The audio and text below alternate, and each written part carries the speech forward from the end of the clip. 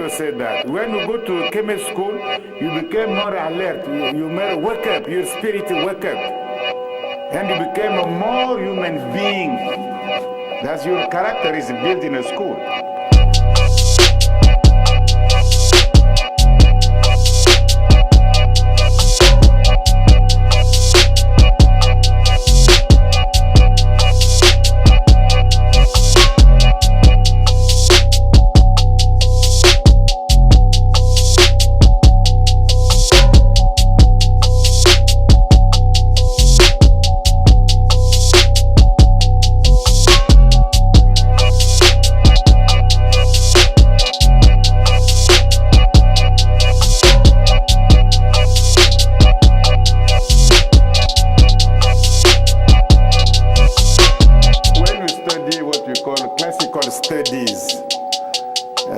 We must know Netcher. You see, maybe in the future we need to know some heretic too. We need to know Netcher.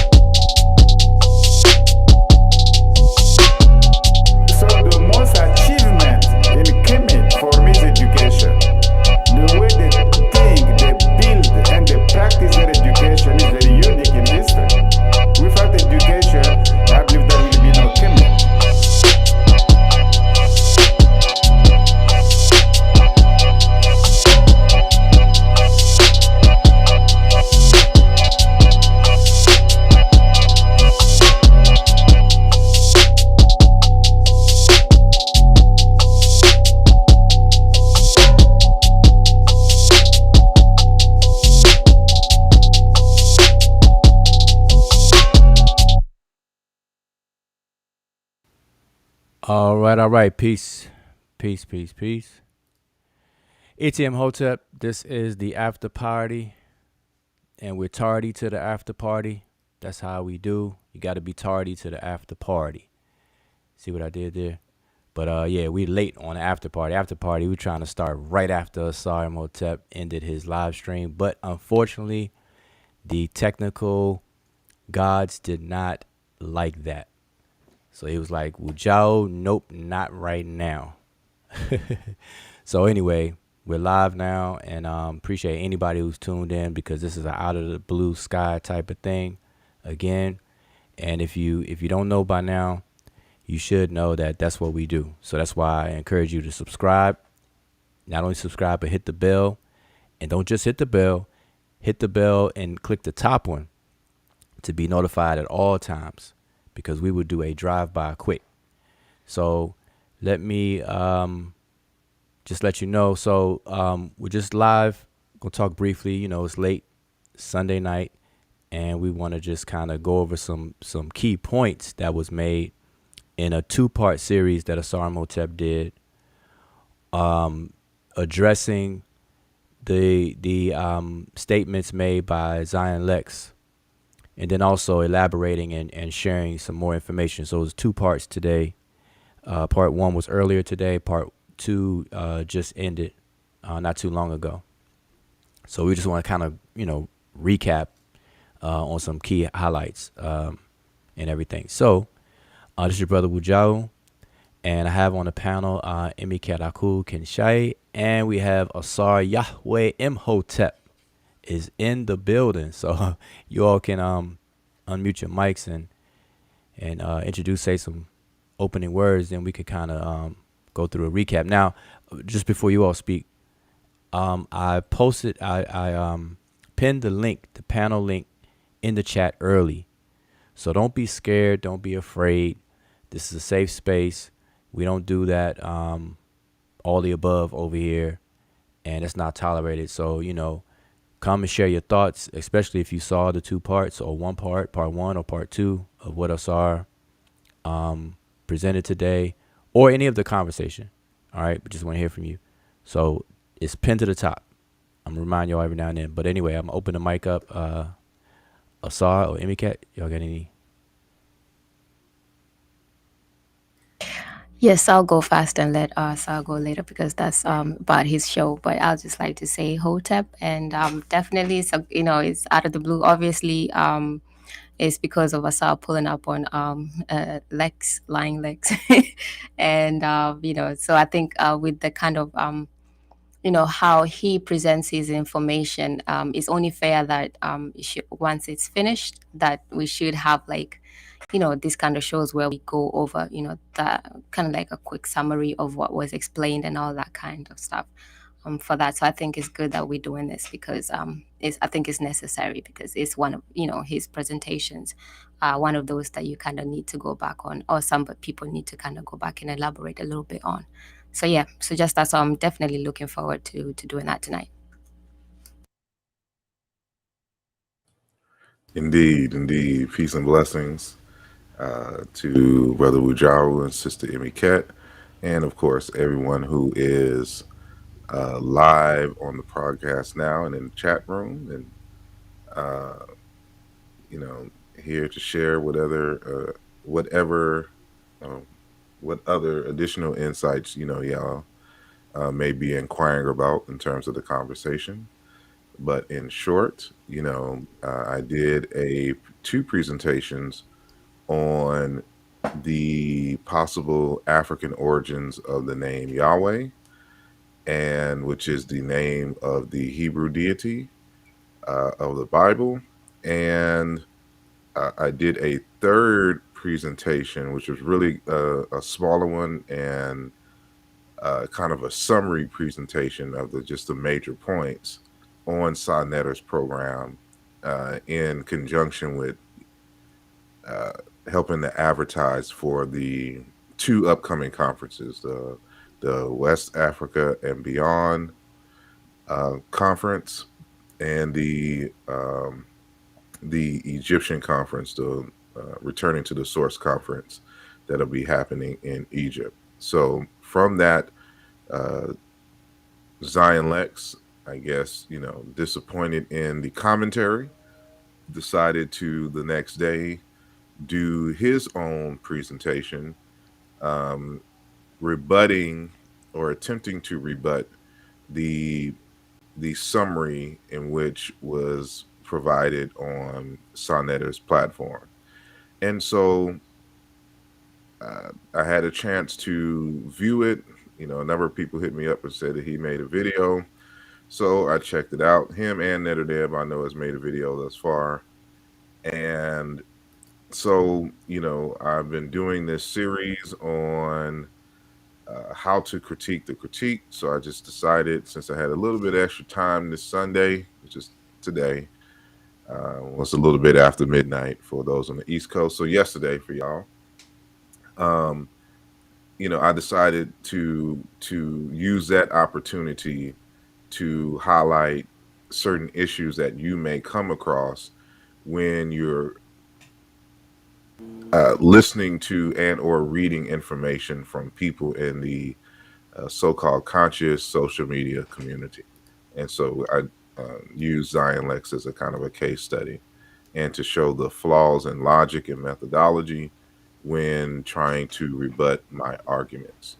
And so that's it in a nutshell. And, so the conversation that I had today was just my response to him and Nether concerning that information. And then a latter part of it, I decided to include, some commentary against, a variety of other folks, no names mentioned, who keeps trying to deny a connection, a migratory connection between ancient Egypt and West Africa.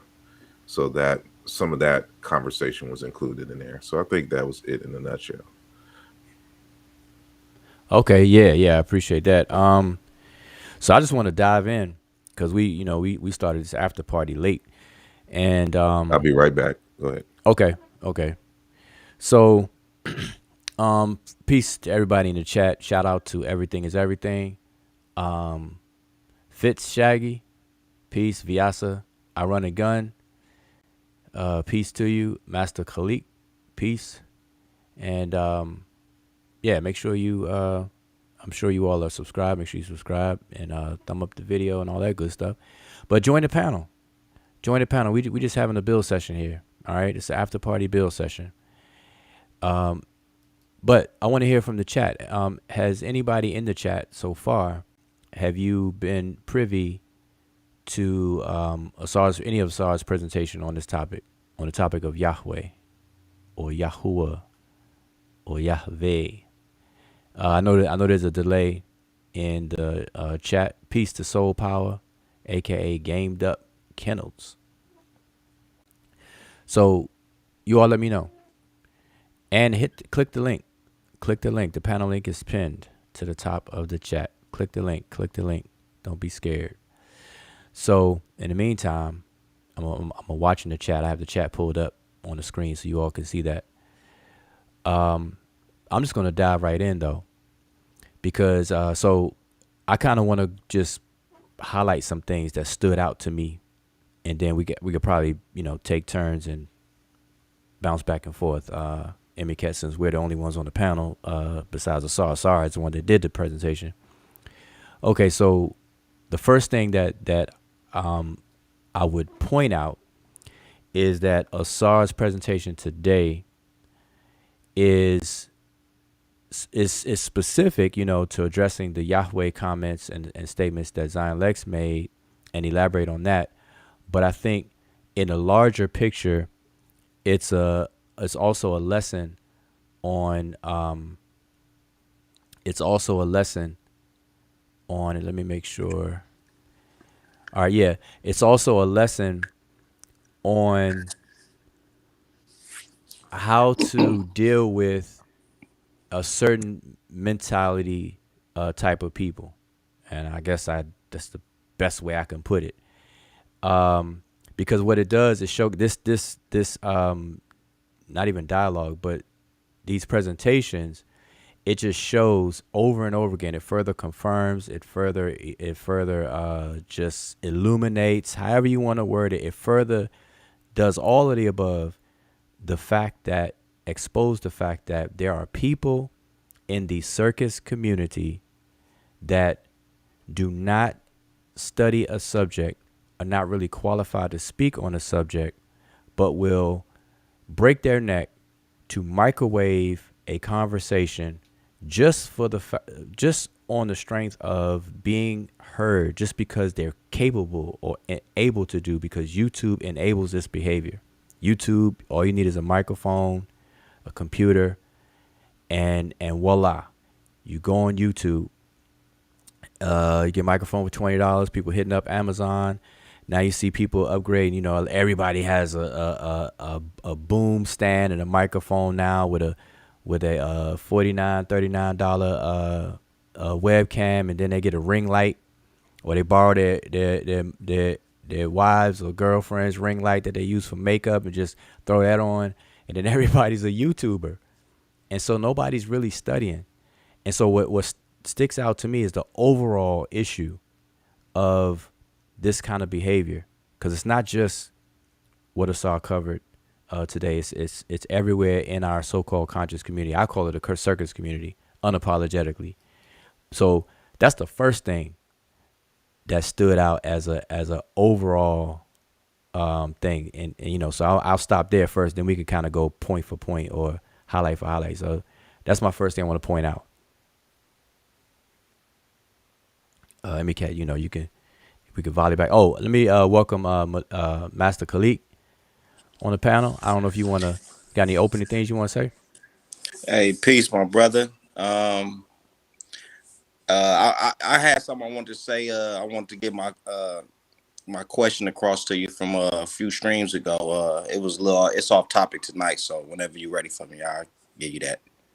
Okay, yeah. If you stick around, I don't mind. I just want to kind of go through the points, and especially if you have any questions about Asar's presentation, if he may not mind to address or elaborate. I didn't see the presentation. I like the brother Zion Lex, but I really don't pay too much attention to what he's doing because he's just trying his hardest to incorporate this, his religion into, fact. He's trying to make his religion fact, and he's not going to stop. He won't stop at no way to stop him from doing that. Is by any means necessary, huh? Yes, by any means necessary. He's going to make his religion a fact. So I don't get into that. The brother can have his religion, and I don't get into that. Okay, all right. So yeah, if you stick around, you may have a question from what we say, or bring up your question from before. But MK, you had anything? Yeah, so without going into the details of what was discussed, but first and foremost, let me welcome brother Khalik, because I know you've been having a little bit hard time trying to get on this panel for a while. So it's nice to have you here with us today. And what I just wanted to say was that just as an overall, what I took out from the presentation that Asar did, both parts, and basically just what he usually does is that just it's always a difference between saying that somebody is wrong, I don't agree with this person, but you can see that it's a demonstration thing. So with what Asa was doing is like take the snippets where it's like, okay, what is wrong? This is wrong. Okay, how are they wrong? Then you show how they are wrong, and then it's like, well, so just saying that this is what is wrong. That's how they got it wrong, but we can just go over and start demonstrating how you actually supposed to do it so you are correct. So it's actually literally it's not just talking about this person is wrong and this is the right information, but actually demonstrating. So it's pointing out the errors while actually teaching. And obviously it can't go so much in depth with the linguistic, but at least you get an idea as somebody who's watching, that this is the process that it takes to actually come out with something that is viable, as opposed to like obviously I know Zion Lex is going to do his rebuttal, and the other rebuttal, that the parts that Asar showed as well that we saw, is usually the same thing. And you get that from these kind of folks. It's like they just say somebody's wrong, and then they will have some what is called ad lib sound, background vocals, ooh wee, like whatever, and fire and things like that. And then, just to hype people up and be like, yeah, Asar is wrong, and this is, he got his stuff from here, and that is just so wrong. And that's it. So you don't even know, because these people really never demonstrate. Like, you really never see them doing like some comparative linguistic stuff to actually show why Asar is wrong at the end of the day. So I just wanted to say that's an overall thing that you actually see with Asar's, presentation, that it's not just correcting or pointing out the errors, correcting the errors, but actually showing the whole, process that it takes to actually come up with something that is right. Yeah, that's a good point, and that's what should be done. And I think that we all need to do more of it, definitely, because you don't want to just say somebody's wrong. Obviously, you want to show their error, but then not only even show the correction, but show the method, show how to reach the correct answers. It's about showing method, and that's what teaching is about. See, some people capitalize off of people, or let me say it this way.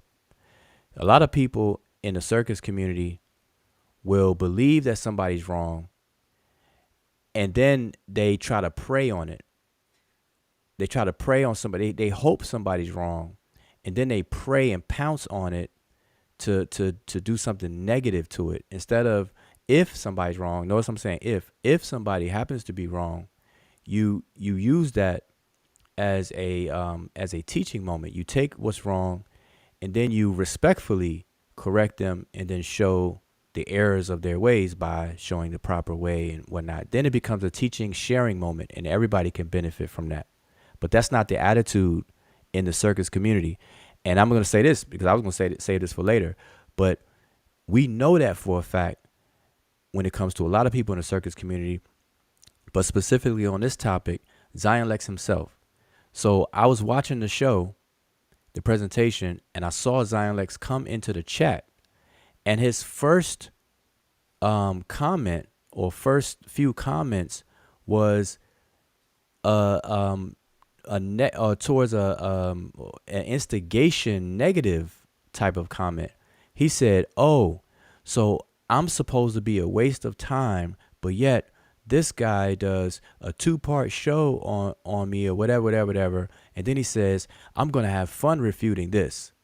And then his next comment was, I got a larger audience. Nobody's paying attention to Asar, so I'm getting ready to go live, or I'm getting ready to do a presentation or whatever the case is. See, those two statements right there reveals the attitude that people have, that he has, and then other people share the same thing. And then he came back later and was saying that bragging that Asar took 7 days to do his presentation that he was doing today, and that he did one refuting Asar in 24 hours. And so I was commenting in the chat. I said, listen, microwaving information is not something to brag about. It's like people are so backwards and slow that they actually think that microwaving information is something to actually brag about. And so that's what he was doing, bragging that he responded in 24 hours, as if people don't have lives to live and things like that. So I'm only pointing this out because that reveals the behavior, the character, and the attitude that Zion Lex showed himself, but he reflects many others as well in the circus community. And so this is why it's a mess. You're not going to learn in these environments. And so this is becoming the new norm. And like I said the other day, YouTube is a tool that enables this behavior. Now, we can't blame YouTube, per se, but it is definitely enabling this behavior. But it's the audience that's now financing this behavior and encouraging it and bigging it up, because people have large followings. They're getting super chat donations. They're getting batteries put in their back. They're getting cheered on. And Asar today, Asar did his little did an act. He acted out the whole scenario. Had us over here dying. I can hear people, go get him, Zion Lex. He's over there talking about Yahweh. And here's the thing too, and I know I'm going on and on. Here's the thing too. Now that anybody that goes against the grain on the holy name of God, the Tetragrammaton, Yahweh, YHWH, Yahweh, Yahuwah, however Yahawashai, or however people want to pronounce it. If you go against the grain and you appear to strip it from the norm, you're asking for some feedback. So anybody that does this, and this is Asar, anybody that does this like Asar, obviously they're doing it expecting some feedback or some pushback and stuff like that. So for people to step to the plate and act like a person is scared to do X, Y, and Z, or scared to show a source or something like that, I mean, that's nuts. That's straight retarded. So anyway, let me stop before I hog the mic too much so far. But yeah, Asar, maybe you could do a replay of your skit, because that was funny as all outdoors right there, man. That was just in the moment. I don't know if I could repeat it, but nah, that was funny though. I can literally hear that. That's like both Nether and Zion Lex. Exactly. And this is what gets me, going back to the point that you brought up in terms of the immediacy in the response, instead of taking time to actually listen, reflect, and to look at or to try to find points of agreement, right?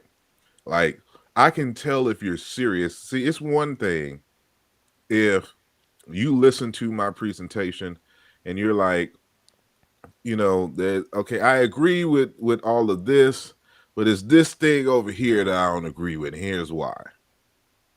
But when you totally just dismiss everything in a 24-hour period and you already have a full rebuttal on deck, shows that you did not pay attention. You don't know how to do it, especially again, since you're going off of not you, but Mr. Lex was going off of a summary conversation that I was having on Sonnetter after it. Maybe he didn't get to that point. Maybe he came after. I don't even know if he caught it live. So, he could have caught it live and came late, or he could have just got word after the fact. And when that happens, what people do, they kind of skip around and trying to catch, arguments instead of listening all the way through. And so, if regardless of to which it is, it's clear that he wasn't made aware that I did 2 full videos earlier that week. And so my first instinct would have been, well, let me check this, since that's the full argument, since he's just having a casual conversation here. But no, he was just, it was in his feelings. How dare he, Yahweh's minds, and how dare those comedics, as they say and put in air quotes, those comedics have a conversation about Yahweh over here. They always trying to say that, we stole something from Egypt. Here's another one. So let me just respond and dare him to respond back. But Exactly. I was using this opportunity to point to a lot of y'all who may be excited by these kinds of things, that 9 times out of 10 they did not grasp the conversation, especially if you're responding that fast. And which you can tell that he did not, because he was just making up arguments, stuff that I didn't say. There was nowhere in any of all 3 of the videos that I made prior that was any indication that I was saying something extreme. The only thing that I added to the conversation is that the Kenites worshipped Set, and that it is Set's one of his many alternative names that stuck with them, and that became the Yahweh. So I'm not the one to originate Yahweh's a volcano, Yahweh's a storm god, Yahweh's a warrior, a war deity. I didn't originate. That stuff has been, and that's why I cited that stuff in the presentations. So what was I supposed allegedly? What was I hiding? Why would I need to hide the source that and I'm citing other sources that is saying what I'm saying? The only thing that is not in them sources is now my original argument, in terms of that it is Set that is the origins of Yahweh for the Bible. Yeah, the very first point that you went over today was just kind of set the stage. It told it all, really, because clearly Zion Lex was unaware that you were citing something, not to a fault of yours at all, because you cited it and you have the citation, which is normal and done every day, all day, at the end of the quote. And so he assumed that was your argument. And what's really, really strange is that he was saying that particular slide was in contradictory to some slides before it, but it's from the same source. Exactly. So that right there sets the stage for what's to come after that. And then everything else is just because it was microwaved. See, these folks are not in the habit of learning. It's everything is a competition. That's why I cannot stand the way that these platforms are set up and designed. Um, because it's the prominent thing. I could see if it's a side dish type of thing, and occasionally we entertain ourselves with that kind of stuff. But this is prime time of promoting this kind of behavior where everybody is an opponent, everybody is in opposition. It's like get in the ring to battle this person, to battle that person. I got the heavyweights here. Everything is being compared to boxing, in terms of intellectual conversations. And that, like I said, that's cool if it's occasionally done as entertainment, but this is prime time, the main thing.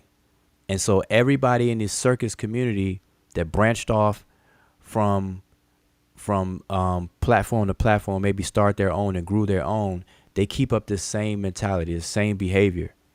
And as a consequence, we lose. The body of knowledge is not expanded. There's very few people that can expand the body of knowledge, but everybody else is just article versus article.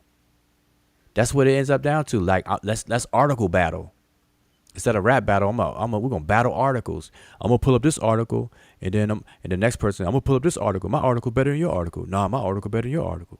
That's what it ends up being. No actual work, no study, no rigor, no methods applied, no literature review. Don't even see what because the scholars may be debating right now. And then you just choosing the scholar because that's the first one you could find on the Google, and then you run with it. And that's what I see people doing. And that's clearly what's been going on. I mean, that's what you demonstrated today, even with the name Yahweh, in terms of it not being known. The meaning of it is unknown to scholars. And they readily admit this, but yet people are making matter-of-factly type of arguments on it as if the scholars know that or know the meaning of the name. So, that's what I witnessed.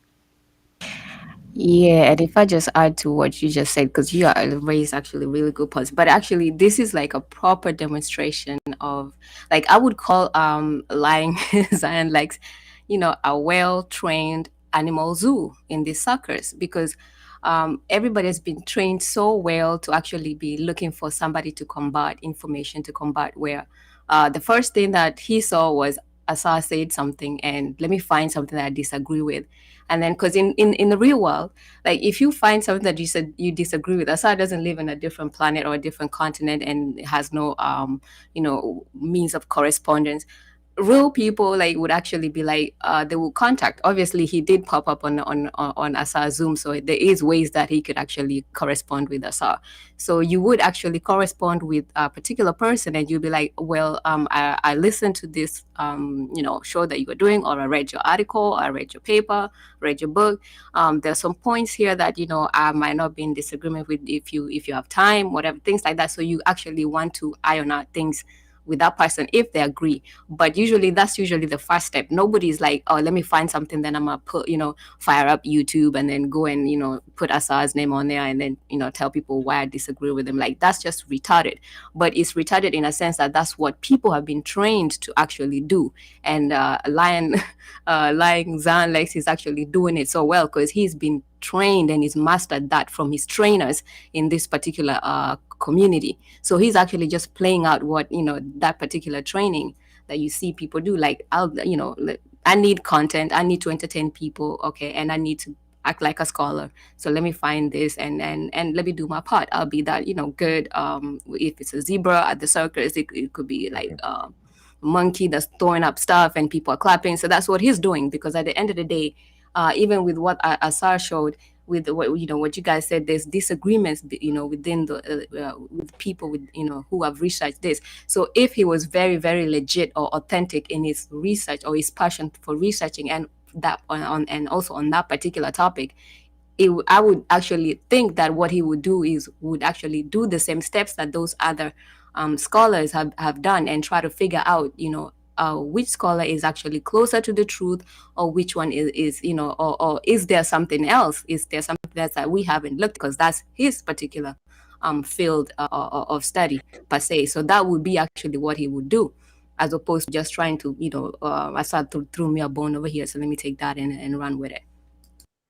Mm-hmm. Yeah, he again, it's just like, if you know how many shows a day I would have to do to address all the falsehood that I see, or what I believe to be falsehood on these internets, in these internet streets. Like, I couldn't, like, that would have to be my job 24/7. Like, Right. because it's endless, and so when I see somebody who I believe is being wrong, I just let them be wrong. I got other stuff to do. Like, I'll come and do like I did today. And so part of the conversation was that, going to that one website of Haaretz or something like that .com or .org, like, that was the source of, and I'm trying to figure out what was he talking about in terms of the source, when I was trying to hide it, and then the conclusion was exactly opposite of mine. So, like, if you would have paid attention to the conversation I had, all the other points that was made in there, that's why he thought that I got the stuff from there. So if but I'm showing the sources which I'm getting this stuff from, which I don't understand why he believed um that there was some kind of ulterior motive, like I was scared to cite a damn Hebrew site. Like, I could, if I would have known about that site, I'd be like, okay, well, here's an alternative conclusion. This is one of the few, like, there would be no reason for me to run from that site. But the point is that he tried to use that he just made up in his own imagination, and try to make it seem as if, like, I'm coming new to this conversation, like I just discovered this stuff. And that's why I had to go back to the 2011 text and the 2014 text, where I'm attempting to either verify or falsify certain arguments regarding Yahweh, right? And so, in what I was getting at is that what I do is, because I have a genuine interest in the subject matter, I just don't find something and start arguing with folks. I just have my own quiet time over some months or years researching something, and then somewhere down the line, I may, have a conversation on my channel, but I've been researching it for a while. And one of the reasons why I do that is because I just don't want to do what they do, in terms of just find just some random articles that appear to be agreeing with me. I need to know some context. I need to come across some theories, and I need to see what group of people, believes in this particular framework, and then who are in opposition to that, and what's their alternative frameworks. And that, so, like, if there really is truly no other alternatives at the moment, I know who more I'm leaning towards, in the conversation, unless I just create my own paradigm. But I have to know, during my literature review process, what is the theoretical framework behind the conversation that we're having. And so that's why I included, especially in this presentation, the second half, the citation from James Barr, talking about the popular etymology, and how that shapes the thoughts and the myths, and the inner logic of the people of the Bible. And I expanded that and included other groups, because that's something that Oduyoye talks about, not only in terms of the biblical text, but in terms of just African people in general. And looking at that, it lets me know, it gives me a framework for which to look at the text. And so he's giving you a clue in the text. If the Israelites feel that they need to define or try to give an etymology, it's one of two reasons. Either they're trying to justify an already established aspect of a tradition or myth, or what they're trying to do is uh they're really trying to discover the meaning of a word, which is the meaning is lost in the language, which then could be one of a number of reasons, and primarily that it is a loan word, but they don't know it's a loan word because they probably absorbed it, some generations ago, and now it's just generally a part of the culture, and so they know what it references, but they may not know what it means. So how do we explain this now that we're writing this Bible? And so the author is explaining that, and he's one of the top most respected, biblical scholars of all time. Right. And Well, go ahead, I'm sorry. no, I was just gonna say that I'm going back to what you were saying about the source or the citation.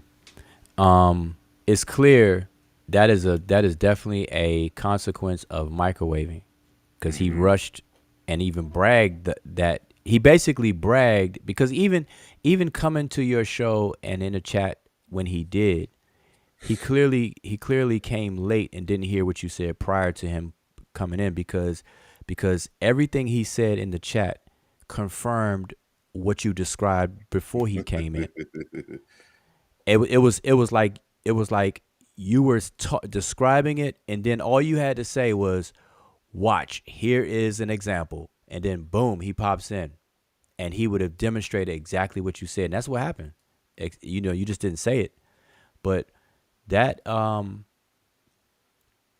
Dr. Duarte, yeah. So I just want to point out that citation would have been clear, but that's a product of microwaving, because he had to see, and this is what people do. They purposely misconstrue your argument, your claim, your statement, and which we know as a straw man, and then they attack the straw man. But now, not only that, but see, they do that with arguments, but they also do that with citation and sources. That now, so now they done went on ahead, and now what they do is they try to bottleneck your sources and then attack the source or say something negative about the source when they're misconstruing it, and that's what he did as well. So he's like straw man on steroids with that. But I have on my let me I don't want to hog the mic. I see we have another brother, Ghana Bonso. First of all, welcome to the Greetings. to the panel. I don't know if you had well, let me ask you a question. Did you see Asar Imhotep's presentations, any of them? I missed the presentation, but I'm listening, and I'm familiar with the type of attitude that you guys are describing. I've seen it a lot. I tend to get it too sometimes, so I sympathize with what you guys are saying. I just don't like to point the finger at everybody, so I'm just listening right now. Okay, all right. So make sure you chime in if you got a question about it. But just real quick though, I have on the screen, right? This is the Blue Letter Bible that everybody has access to. This is online blueletterbible.org. And I just pulled up Cain while Asar was while you were just talking. And this is Cain is how they pronounce it. And this Bible is a nice starting point, and maybe even after starting point, but it basically has a strong concordance. It has the part of speech. It gives you a little bit of or word breakdown. So it does a little bit of breakdown of the word itself. the etymology, the root words, and so on and so forth, and you can, and it's clickable. So it's a nice tool to at least get started with. But anyway, if you go down here and you look at Cain, it says outline of biblical usage. It says as a proper masculine noun, Cain, and they say possession. And then A, the eldest son of Adam and Eve, and the first murderer, having murdered his brother Abel. As a proper gentilic noun, Kenite, smiths. And this is what was brought up earlier today. A, the tribe from which the father-in-law of Moses was a member, and which lived in the area between southern Palestine and the mountains of Sinai. So these are smiths.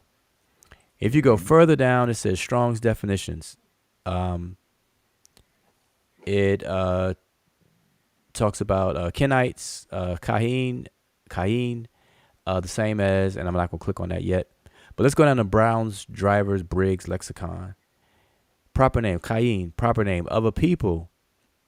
Compare Arabic proper name of a family, Nabatean, Sinaitic, proper name, masculine and feminine, tribe of Smiths. They have a question mark, but here it is again, Smiths, and so on. So this is not like out of the ordinary. Now I know this is not the word Yahweh, but I'm saying this is not out of the ordinary. This is old news here, where if everybody was on a consensus on the same page that Cain means possession, I give birth to my possession, my firstborn, and all that, then it would be no need for them to list that as Smiths and things like that. So even within the Hebrew tradition, if I was a person, practitioner of or believer in that system, these are things that I would be interested in to sort out, to work out. But anyway, I just want to show that I'm gonna pull up Yahweh in a second, but go ahead. If you would permit me to share my screen, I want to show you something in relation to what you just showed.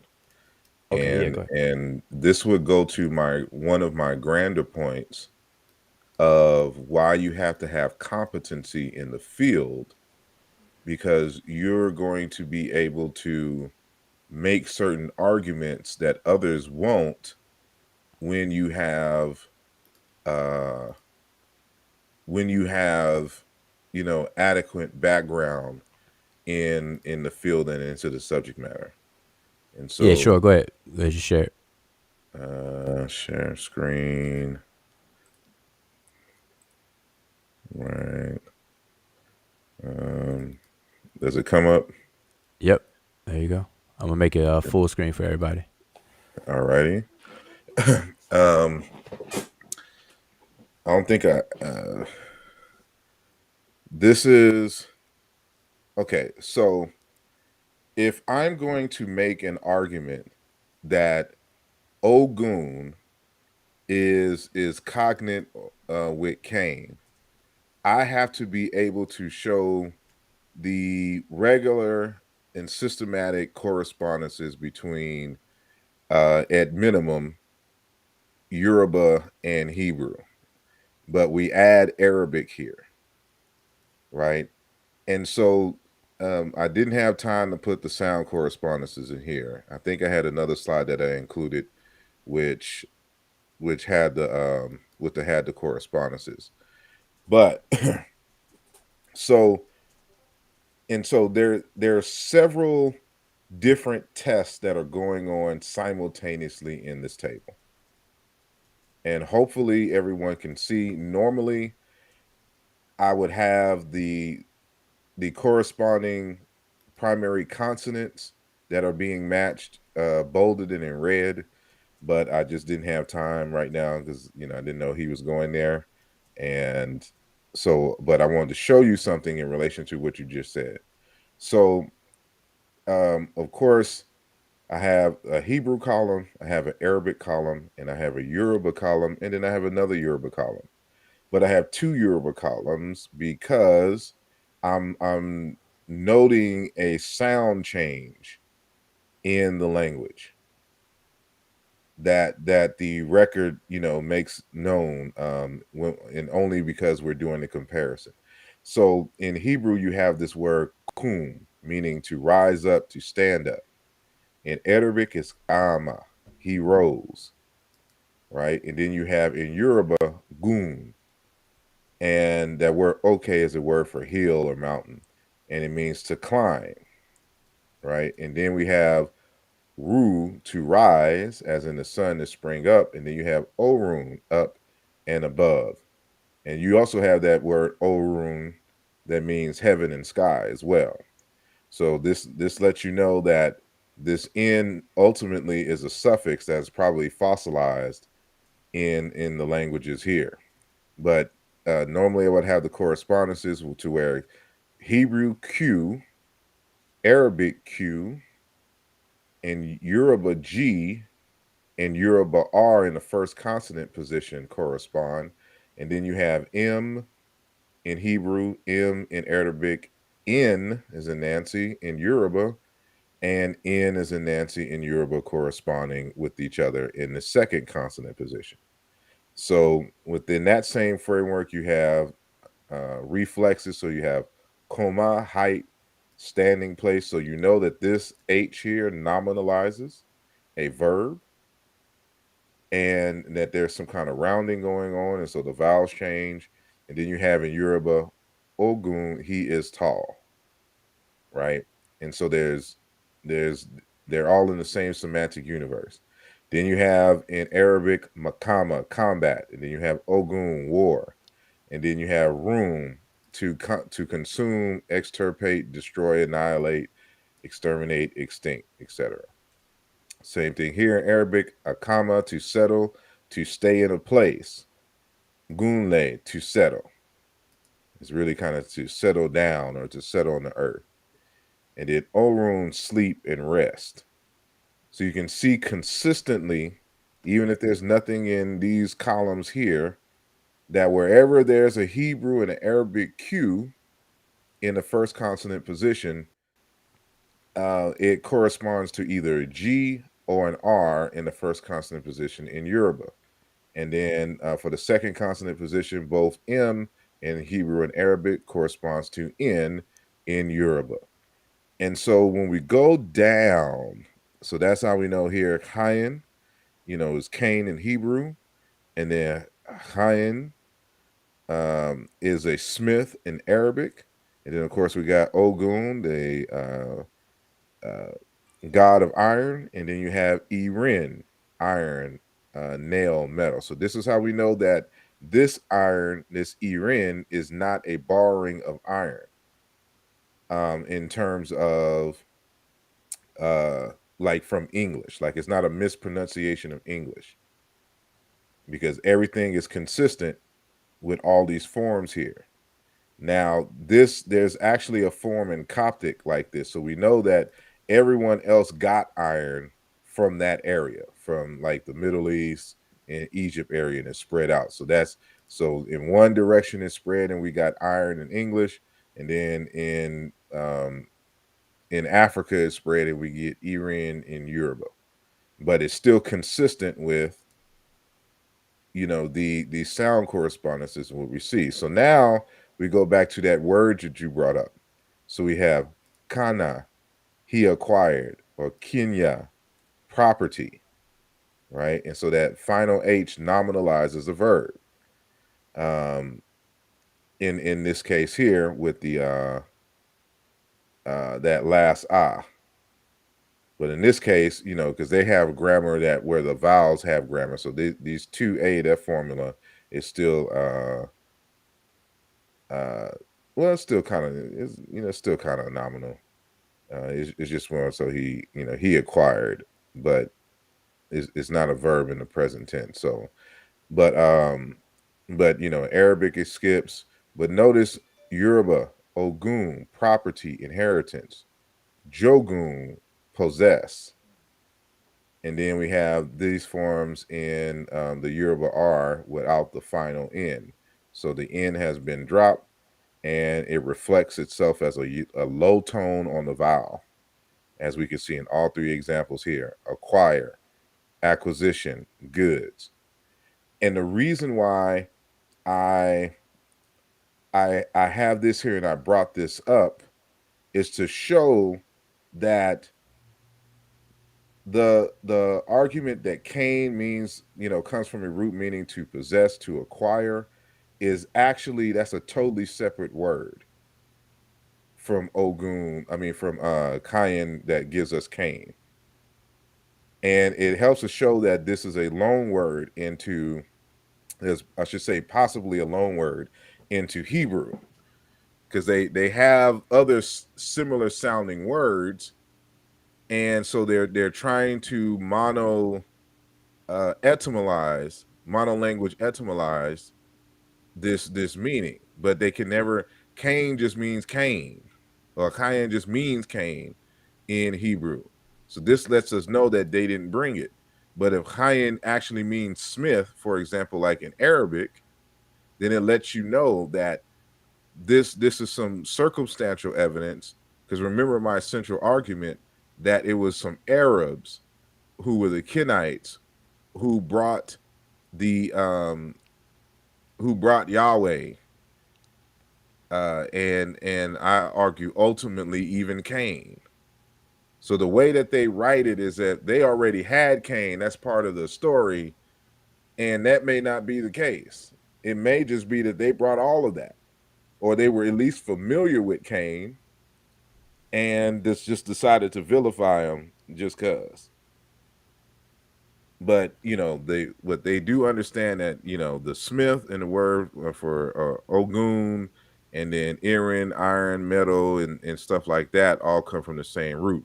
But that Ogun property, inheritance, Jogun possessed, this informs us that this Kana he acquired, Kenya property, is a totally different word. Just like Kane stalk, Akame, Akam stalk in Arabic is different than is different than Cain or Cain. Like you couldn't make them together because of its correspondences in another language. So there's actually 2 or 3 different exercises going on at the same time. But this is what you would need to do to demonstrate, first and foremost, that you can even use Yoruba to make your argument. And this is something that I know for a fact is going to fly over Zion Lex's head, and he's not going to understand how I came to my conclusion.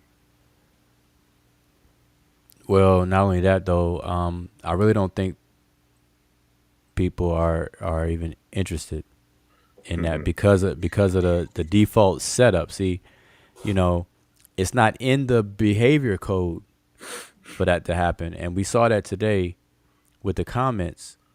He wanted to go live or do a presentation or refute it. He said, "I'm gonna have fun refuting it." Like, how does he even know that he can? Yeah, or what to refute, or if he can. See, that's what I'm saying. That's the problem that we're having. It's like this oppositional attitude, this adversarial attitude. That's the default setting. Like, you gotta find something wrong because you are not what I am into. You're my enemy. Exactly. And therefore I have to find something wrong. Never once does he mention what is agreed upon. Exactly. Like, hey, he was right on this point, but hey, he went off, and here's why. Nah, it was like, nope. And then he was calling you a clown and stuff, and then he said that you don't read Hebrew or something, so how you gonna do whatever? And as if that's a requirement, or if that's the requirement, then he needs to shut down and stop talking about anything Egyptian. Yeah. Because the basic 24, 25 monoliterals that anybody can learn, basic stuff, is not going to cut it. That's why so many mistakes are made whenever he brings up Egypt. And we just don't have time to correct it, but we took time to correct a few of them just on some GP. But everything, like, I can't even watch it because it's like oh, there go another mistake. There go another mistake. And people gain a following. Oh, go ahead. And he doesn't even know, like, See, that's why you would have to read all my source material from there to understand why I put that there in terms of a framework. Because one of the sources, that same source that was talking about the folk etymology, was discussing, you know, how the inner logic of the language betrays much of the folk etymology. So what he's going to try to do, because he tries to make that the argument that it comes from a root meaning to be, right? Yep. Which is a common argument. But the reason why a lot of scholars reject it is because the how they're trying to make it fit does not grammatically work in Mm-hmm. Hebrew. So that's why you have, like, in the citation that I have, Druel 2020, making another suggestion. Why would he need to make another suggestion if this was ironclad? Right. You know, like, let me just think of something other than gravity real quick. Just cause I feel like I just don't believe it at this moment. Like, the concept of gravity is kind of fixed at this point. You know, Right. it's not Right. really gravity. It's It's not really really the gravity. soul trying to reach for the lava and dragging the body. I don't know what someone, because it's just ridiculous, and that's how you sound. Well, I'm Yeah, sorry. and no, but it's it goes back to just improper I don't know what you would call it. Uh like when you're totally neutral on something, you try your best to remove all bias, all assumptions, and you're totally new to something and you come across it. At that moment, certain things fire off and trigger. And so with some people, they come to something new and they are all already just whip out their bag of bias and just start packing them on, just pack them on, bias. But then those people who think scientifically or have a more logic background, a science background, they know, okay, let me rule out. So even if bias creeps in, what more scientific minded people do, you want to rule out other possibilities. And then by the time you start chipping away at all other possibilities, what you're left with, then you could roll with it. And so people don't even come to conversations and topics that way. They come with a preconceived whatever, a bias, an assumption, and it's so solid, it's crystallized. Yahweh is this, or whatever is whatever. Not having an open mind, and that's a problem. That's in these YouTube streets. That's a huge problem. We're not gonna get anywhere with that. you know. So I see people having problems staying on. Ghana having problems staying on. So anyway, I know there's people watching. You got quite a few people watching now. So hit the link. Listen, I'm gonna invite everybody on the link. We can hold up to 10 people in here simultaneously. So click the link if you want to share your thoughts. We're talking to Asar Imhotep, talking about his presentation and the overall idea, because you said it in your presentation that how to deal with this kind of mentality, and you basically use this as a case study. So you use Zion Lex pushback or attempted pushback on what you were saying as a case study to show what not to do and then how to deal with it. For folks, what not to do. Don't don't misread somebody's citation and think it's coming from them when it's cited properly right there. That just goes to show that people are not even used to cited works or whatever the case is. It's a Somebody lot. said in the chat on my channel that he allegedly wrote a book that had no citations. Oh, I saw that. Yeah, I'm not sure if that's true or not, but yeah, I saw that. I saw that comment. I'm like, if that is true, then that explains a lot. Yeah, but I know see, here's Polite the did that or something, but yeah, but see, here's the thing. Okay, like, man, we need to do a documentary of the like of a moment in time of the circus community. You know, from Facebook to YouTube, and that could be like the subtitle from Facebook to YouTube. Because think about it, nobody was really citing sources at all at one point on Facebook and stuff. Nobody was really citing sources at all.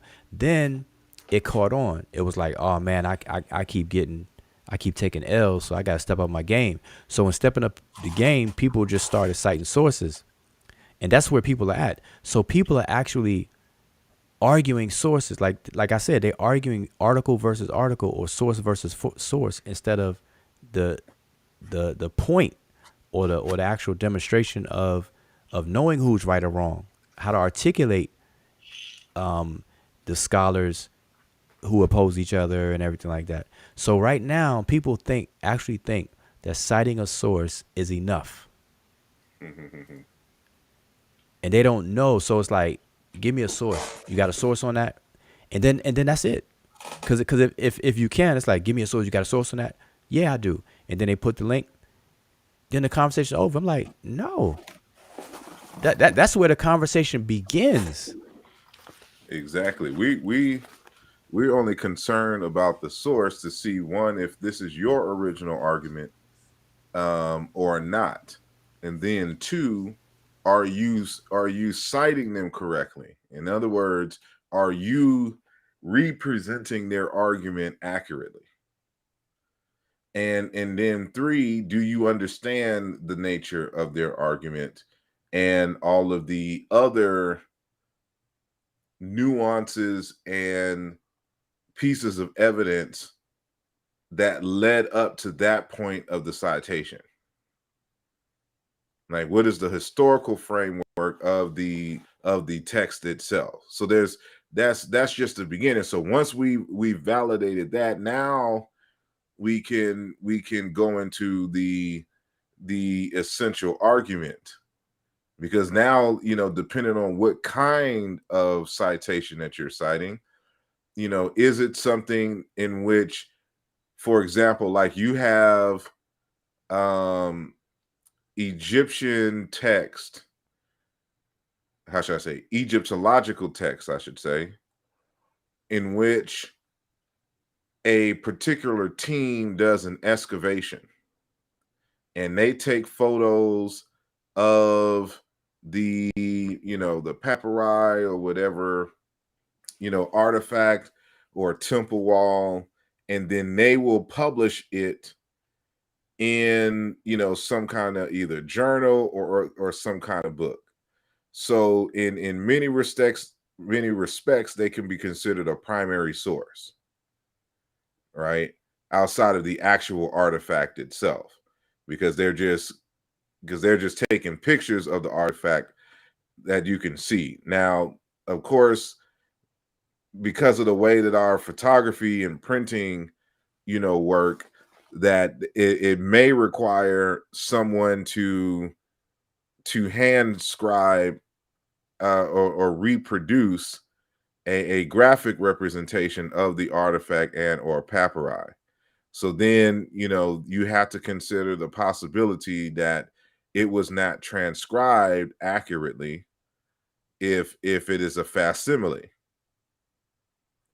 But either way it goes, so now in a case like that, it's not simply like we can bypass your author's opinion about the piece, because we have the primary artifact there that we can examine for ourselves. But in a lot of cases, it's not a situation where they are in fact citing or looking at a primary artifact and coming to a conclusion. They're just having a kind of a thought discussion and providing their opinion about something. And what they'll do is use one of those type of citations as if because so and so said it, it makes it true. You know, the whole appeal to authority thing. Yep. Right. And Right. that's That's exactly what's happening. That's where you'll get into that what we call an epistemological trap and an endless loop of arguing for no goddamn reason. Because you just find a source, he find a source. You find another source, they find another source. Y'all just going back and forth for nothing. Which is why I started off the whole conversation with that that citation from Oduyoye. Sometimes you just yeah. gotta let people just be. And because Zion Lex does not comprehend things well, he in the chat talking about I wish that he would die. I'm like, you didn't hear what the hell I said. Right. He said if you go forward, if you go backward, I mean, you were saying. I mean, that's listen. That's it's slow. It's short It's bus slow. chronicles. It's the short bus chronicles. It's the short bus chronicles. I Even said on at that point you gotta let people grow old and die. Meaning let Asar, them live their life, he's trying to be a grow diva in the old chat. in health, and just die. Because there's no change in their position. now here's something. See, I was always taught that obviously you never debate somebody who has their mind made up. I mean, you never do that. That's number one, and that's what we're dealing with.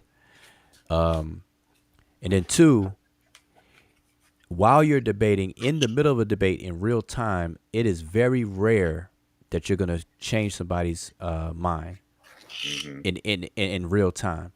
So the real point or benefit of debating is really for any audience or onlookers or readers or whatever the case is. You're not gonna convince the person in real time. Now in print, that that concept of real time changes, but when you're debating or whatever in real time, this is things we were taught. You're not. So even lawyers, see, lawyers understand this. You're a defense lawyer and a prosecutor. They're not trying to convince each other. They're trying to convince jurors. You know, they're not going to get each other to change their minds. You know, and I think people forget that, and so a lot of people argue trying to convince the other person, and then they confuse the audience because they don't realize that no, your whatever you articulate should be geared towards the audience's understanding and not trying to convince the other person, because 9 times out of 10 you're not going to do it on the spot. It takes time. They may marinate, they may think of something, and then that even takes them having the integrity and the good character to admit if or when they're wrong. And that's lacking in the circus community. So we're not going to get either one of those. We're going to get people who have their minds made up, which means, you know, it's not even worth debating in the first place. And then two, because of the fact that we're not going to convince a person in real time, and over time people can change their mind, but the way that the circus community is set up, that's not going to happen because of how people carry out these different conversations. They're not doing it for the same reasons at all. And it was something else you just said, where he said, you know, the fact of doing a another show after this, and I know you know you're not gonna come back on anything, but I don't see how anybody can get around, just like the whole thing about the remage, the word remage. I heard an argument earlier. People were trying to retouch on some other arguments. I mean, it's everywhere. It's everywhere. It's everywhere. I mean, it's a shame. It's a shame that that's what people are doing, and it comes down to a lot of people. And see, we sound arrogant to these folks when we say this, and there's really no other way to say it,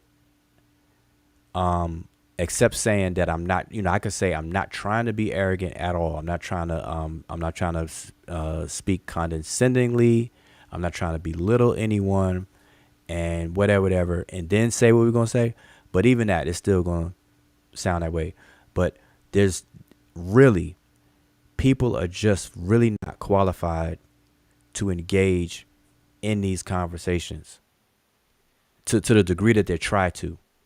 And I keep it open. Like, I'm all for encouraging people to have conversations, but the way in which people do it, when they want to argue, fuss and fight and quarrel, and then do several videos and then have, and stuff, and swear up and down matter of factly, that's just outright treachery, you know.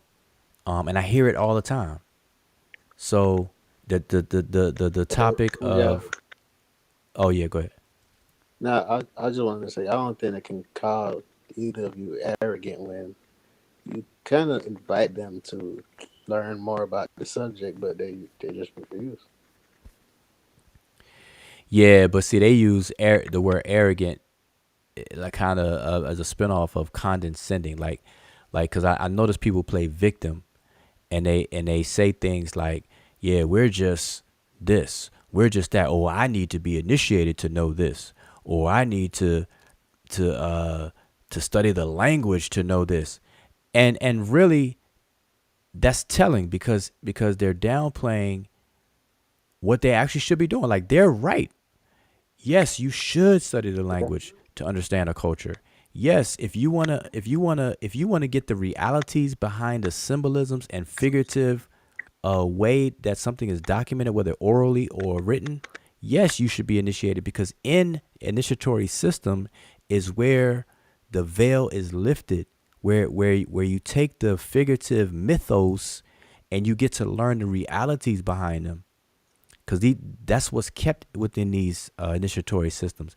So for people to say, "Oh, I gotta be initiated to know this," but they say it as a diss. "Oh, I gotta learn the language. I gotta spend 5 years studying linguistics in order to understand this and understand it." They downplay it, and that's what happens. You gotta take 5 years. Just take some form of engagement. Like they don't Well, do nothing at all. Besides, not even go that. to an article on Google. Not even that. A trait of a good scholar is a person who understands his own handicaps, a person who is honest about his own abilities. If I don't have a certain skill set under my belt, I have to admit it and act accordingly. And that's what people don't do. Even if I don't have time to take a course in linguistics, if I know I didn't and I'm handicapped in that area, I need to admit that and act accordingly, instead of downplaying it as if that's not important to solve a research question. And that's what these people don't do, because everything is just gossipy chit chat. That's what it comes down to. Is nothing really solving. People are not interested in solving. See, every question is a problem that needs to be solved. A math problem, we say math problem, but then if you look at a math problem, the next step is to solve it. So solve, solution, and answer are related in terms of what you're doing. So same thing with question, answer, solution. You raise a question, you try to solve the question, but we don't word it that way because it's not math. You say solve for this problem instead of answer the problem. So for questions we say answer, but for math problems we say solve. But you can see where it's the same concept. You're trying to solve something, and I really don't think people are actually trying to solve these intellectual, topical questions, research questions, whatever. They're just not. Nah, people are just trying to cheat their way into scholarship, because even with what you said, like even just today, I heard the fact that y'all have been telling people that they're not qualified. I had people pretty much displaying their the not happy about the fact that y'all have been saying that, because they were like, oh well, now they're gonna tell us that we gotta study the language why do I need to study the language when I could just read this article right here? And that I heard that today. I've had also, recently, about obviously, like, us telling people to read the language and all that kind of stuff, the same sentiment, where it's like, well, Imike was saying that we can't talk to her if we can't study the language, if we don't read the language, the Sesh, while we have these books translated over here. So, that's actually the running theme, that people just want to fix themselves in the scholarship environment, and just by bypassing everything. So because recently, I guess for y'all, it's been very obvious. You've been telling people point blank you're not qualified, which is actually a fact. But by the time somebody's telling you that, you already messed up, because like you said, if you're smart enough, you don't go run your mouth on topics that you're not qualified to speak. But the minute you have made that mistake, somebody is going to come and check you. But once they check you, just accept it, like, listen, I'm not qualified, because you don't even know why you agree with certain points, or why you're not you're not in, in agreement with other points. But and they do say it themselves, this article. But if you ask them, how do they discern about that article? If you produce a different article that disagrees, then they're just left with a point where they just have to any mini miny mo whatever scholar that, or whatever article they might choose to agree with. But I think it should just be 2022, people just need to be told the truth. If you're not qualified, you're not qualified. And if somebody tells you that, you either get qualified, or you just you're gonna get your feelings hurt every time you hear that person telling you that you're not qualified, which is a fact. Yep, exactly. I just want to remind everybody that if you want to join the panel, you're welcome. Everyone is invited. The panel link is pinned to the top of the chat. But yeah, Mika, that's true. I know Jehudi Ma'at said qualified versus unqualified. Yeah.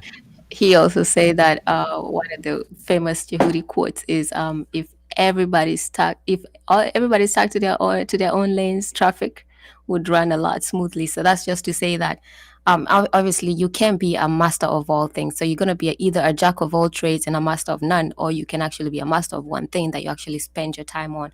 So that's what we usually try to say, like, spend time to actually study one thing that you have a passion for. And obviously there's no overnight success in that sense. So once you do that, then you have a chance of actually, mastering something. Otherwise, it's just going to be, what we hear. But yeah, that's another famous Yehudi quote.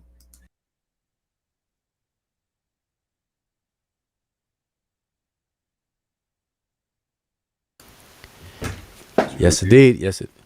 Oh. Yeah. Who else? Oh, I thought somebody else had popped on.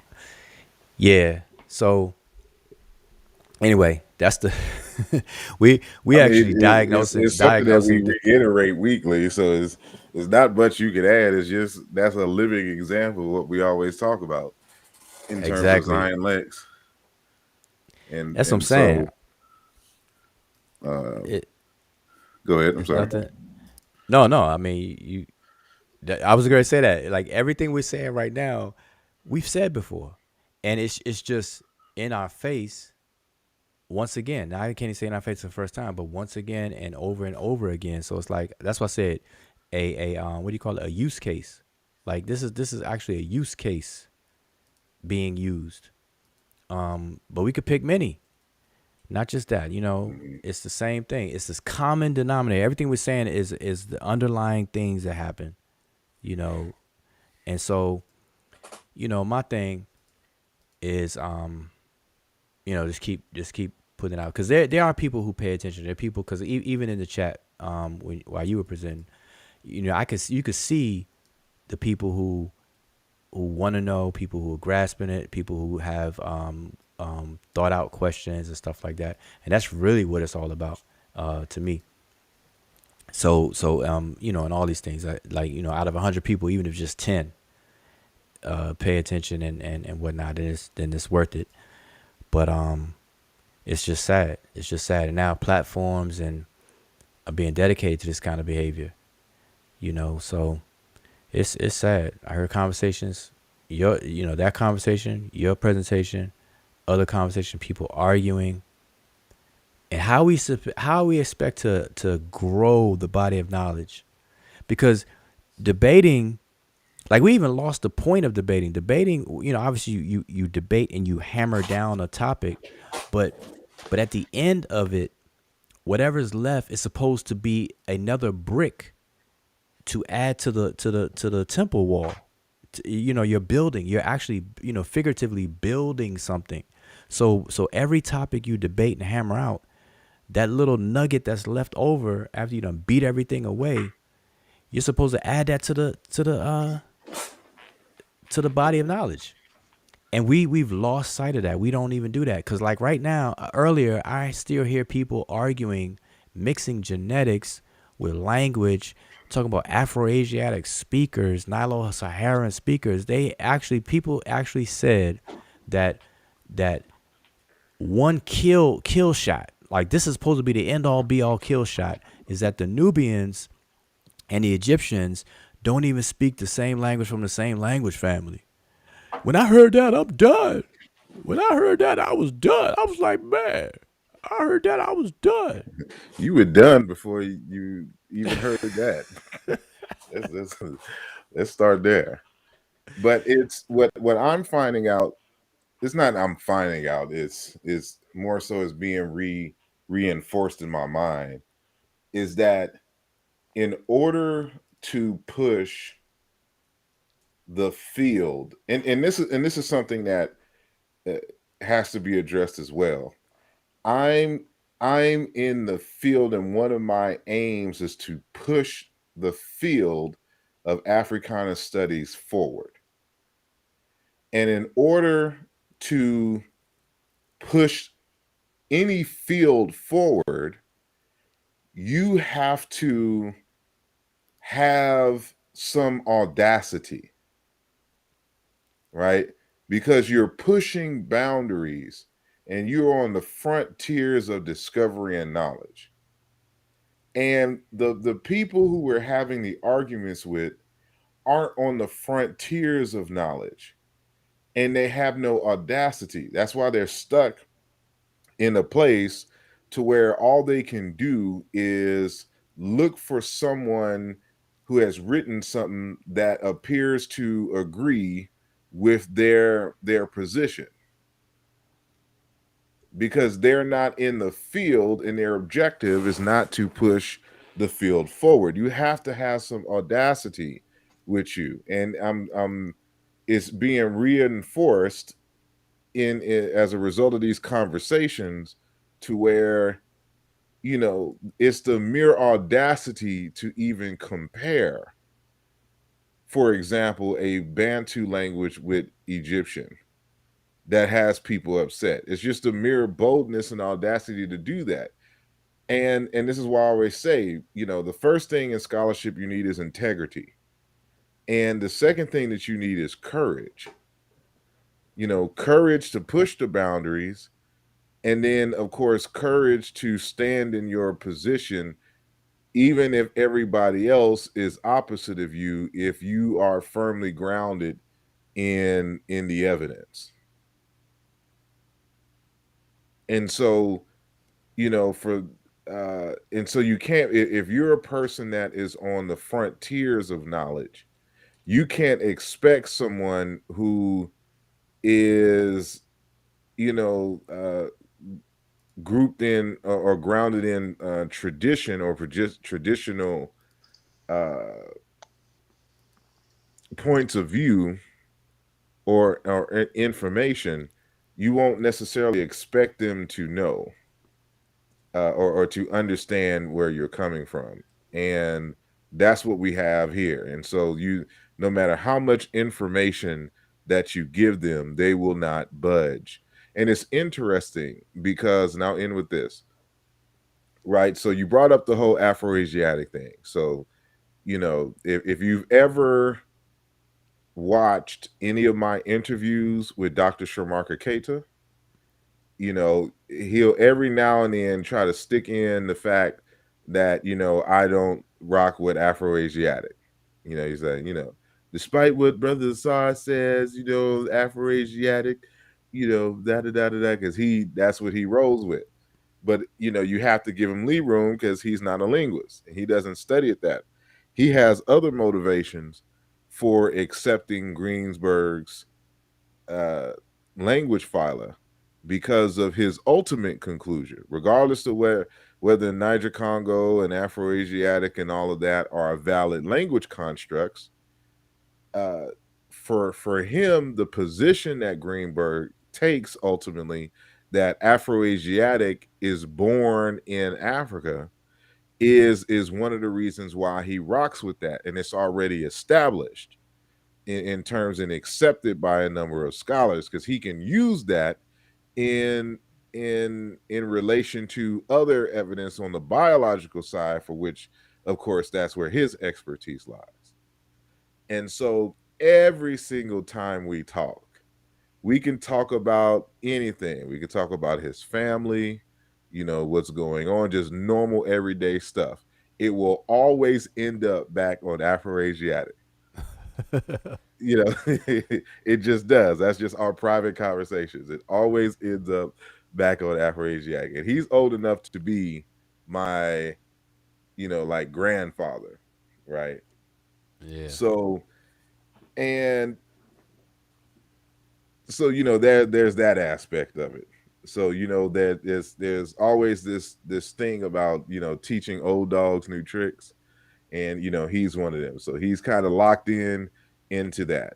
And so one of the last conversations, or one of the few conversations before the last conversation we had, he was adamant about this, and we going over about method. I'm trying to explain to him why the Afroasiatic is just not is not a powerful theory to explain the relationships in Africa. So I knew I wasn't going to get to him verbally. So after we ended our conversation, he sent me like 2 emails. Have y'all ever been in a relationship with a woman and y'all had a disagreement about something and then y'all ended, and then later on that day she comes out of nowhere and another thing and da da da da da? That's kind of how he was. So like we ended the conversation and then he sends me like 2 emails and another thing, da da da da da, or the points that reiterating the points that he was trying to make. So what I did is I just took chapter 9 of my book and I just made a PDF of that section of the book, of where I talk about Greenberg's, the validity of Greenberg's, and I'm talking about Illusion Volume 2 that came out in 2020. So chapter 9 of Illusion Volume 2, I just create a PDF for him of that chapter. Not the whole entire chapter, just of that section in the chapter. And I said, this is, a subsection of chapter 9 of my text, Illusion Volume 2, that came out in 2020. Please read it and then tell me what you think. Right? Mm-hmm. So he reads it and immediately calls me. Right? And so this is like a day later. So what he did is he sent me an email and then he just said, forget it, I'm gonna call him. So he calls me.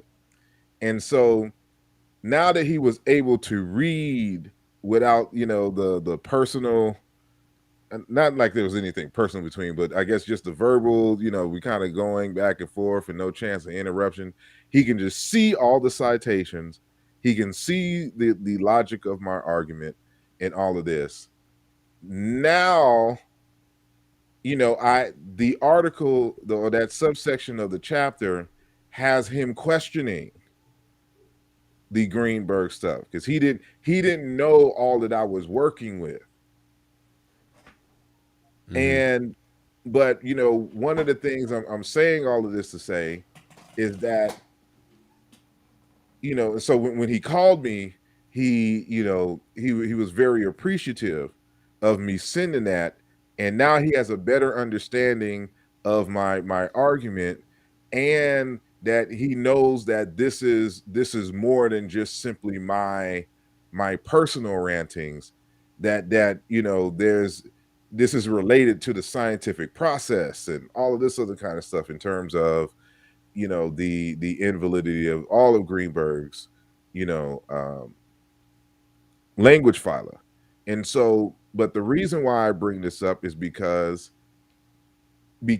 he's a scientist and he understands that when you are presented with a body of evidence that is contrary to what you have come to that point to believe to be true, that you should be open to it, and as a result, you know, be willing to change your position because of this presentation of a new body of evidence. And that's one of the things I can appreciate about Dr. Keita, you know, and, you know, who knows if he'll ever just fully come around, but the way that he was excited about the conversation, he's like, you remind me of me and how I be challenging, you know, certain paradigms with the, in regards to the, like the biological affinities and all this other kind of stuff. So you'll see that, you know, the kind of the same issues that I have in regards to the language and linguistics, you know, he's had for a while in his field of interest.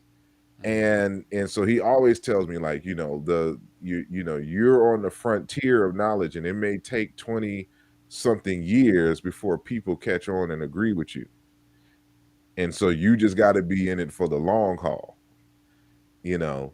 And but it's one of those things that, you know, you can only appreciate with people who actually do scholarship and who have some kind of scientific literacy and understand the need to be open, and that no matter what your position, you're just one dig away, you know, from a, you know, a drastic interruption in terms of paradigm.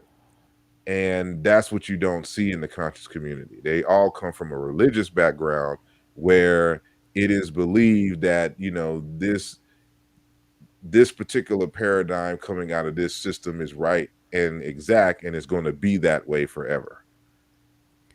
Yeah, you know, I want to say this real quick, and then I want to open it up because we have others that joined the panel.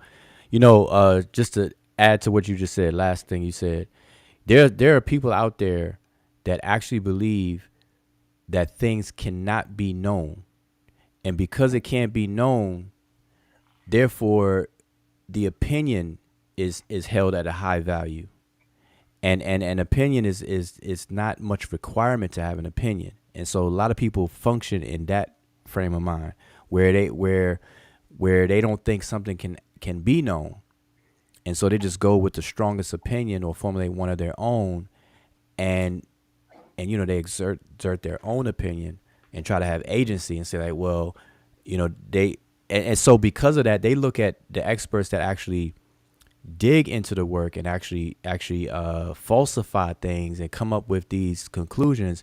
They look at them as an opinion, and they devalue that so that they can create their own opinion as if it's on the same level and things like that. So let me open it up. I know we got our brother, we got Pseudo Killer Assassin, we got brother Kofi Paisai on, and so I just want to give you all a chance to chime in. Hey man, peace to everybody on the chat. It's Sean. I really am taken back a little bit because at the core of every conversation, the job of it is to advance knowledge. Like we have, whether we have 5 people watching or 155 people watching, those our job, right? Because we've been studying and learning and training to do these things to help our people fully understand or grasp whatever the subject matter is. So I'm taken back because I believe the rules of advancing knowledge, as you said earlier, to advance the conversation, to advance knowledge, using the tools to advance knowledge, acquiring that knowledge and keeping it going, supposedly standing on the shoulders of the ancestors, like that is thrown out the window for a let me go around the corner and microwave this up and let this JSTOR argument against particular people argue back said subjects, whereas that means I don't have to do the work to see if there's issues here. You know, so really, when everybody was finding errors in Budge's works or issues or contentions with some Egyptologists misinterpreting what the Remich was saying, y'all was doing that wrong. Y'all just should have went and got some articles that argued against Budge and everybody else, and you would have been all right. You didn't even have to learn the Metal Netcher. Like, that's crazy. That's the logic that's being used these days, and I just think that creates laziness, but that also subjects us to faulty conclusions based on emotions and feelings of someone else, and we don't even know how to actually get into that critiquing that source to understand where the error could be, if one does exist, or to substantiate that one article or that person's claim regarding who they are writing against. That's true. I mentioned earlier article banging. That's what's going on. Article banging, where people are banging article versus article, or journal entry versus journal, or website against website, URL against URL. That's what it's boiled down to. And that's not enough. But that's what people have resorted to. Banging on article for article, not even really understanding the articles, and things like that. So people don't even read, but then have a lot to say about something that they didn't read. Like I heard I'm looking at the this is another example. I'm looking at the Credo Mutua attacks and reptilian agenda and things like that. And so this is what people do too. They will find something, because I noticed that this wasn't said day 1, but by the time you get to day 7, they have found something just to cop out. It's like if you don't feel like trust me, if your parents gave you some chores, you don't want to do the chores as a child. Like, no child really wants to do their chores. And so if you can find any excuse to get out of those chores, you're going to find it, or you're going to try. And if you find something, you're going to roll with it because you don't want to do the chores. And so this is how people are treating scholarship. They're treating it like a chore. So people are going around trying to find anything that they disagree with to throw the whole thing out the window. So they're throwing the baby out with the bathwater. And so I'm seeing people talk about reptilian agenda with Credo Mutua, just so they don't have to read the points that Credo Mutua and people like him make when it comes to understanding the difference between figurative language and expressions and articulations versus the realities behind them. That's the crux of what initiates try to tell people when it comes to initiatory systems and so on and so forth. And I see that. So people, like you said, lazy. People want to take the easy way out. People want to microwave. See, microwaving is synonymous with being lazy. People want to remote control their studies. People want to microwave their research. And then even in trying to speak and articulate, they rush the conversation. Every conversation is fast paced. So notice those 3 things: the remote control, their studies, they microwave their research, and then they speedball the conversations that they do attempt to have. And those 3 things can fit a lot of scenarios, a lot of people. And I'm just saying, whoever it fits. then rock out with those shoes. And so that's what I say on that. And that's what happened. That's what's going on. And it's sad. Yeah. Yeah, my thing is like they have a real Oh, Zay, we can actually like, hear you now. Dang, this is a first, boy. yeah. I'm telling you, this the iPhone, man. Android free for now. But I just wanted to say, like, they have like a real big disdain against Credo Mutual, but like I'm trying to figure out what is it that has been said, what people have used Credo Mutual for. What is it that they disagree with?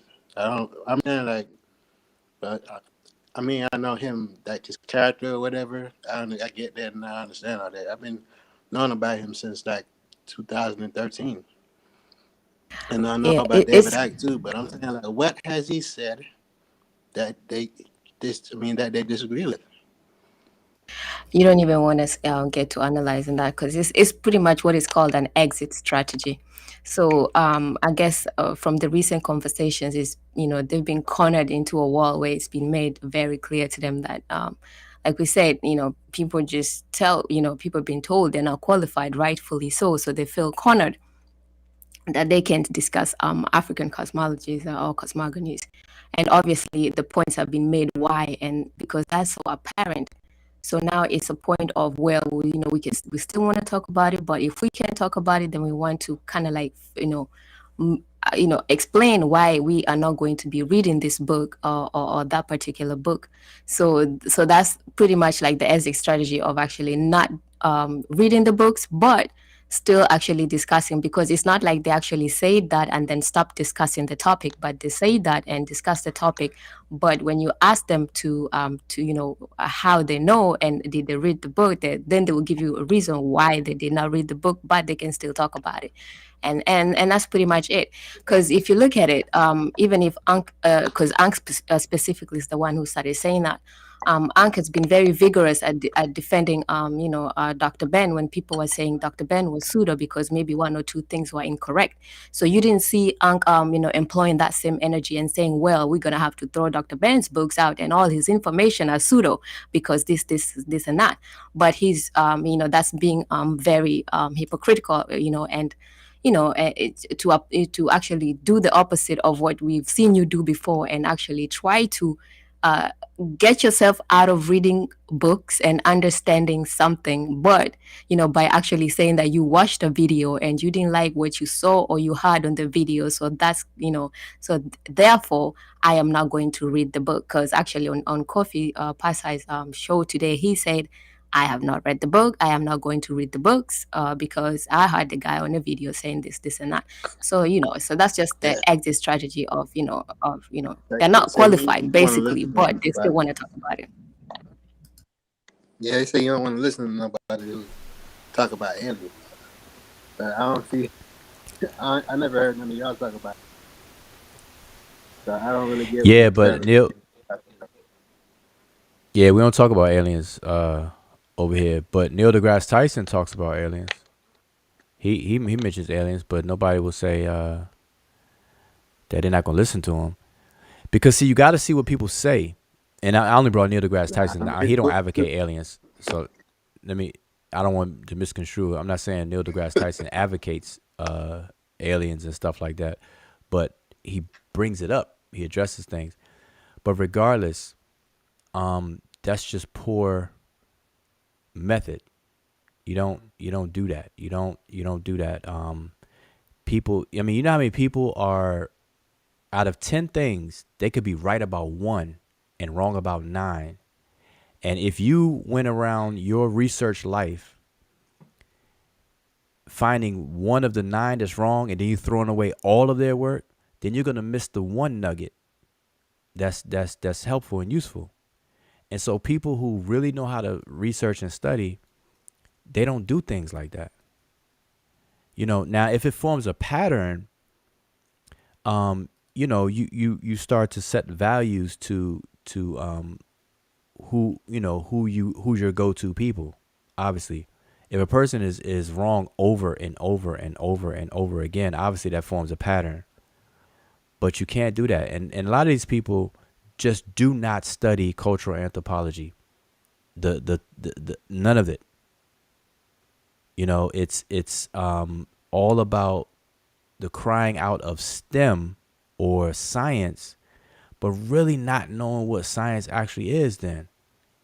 Because we've had a conversation where people don't understand the importance of philosophy within a scientific environment, the importance of logic or math within a scientific environment.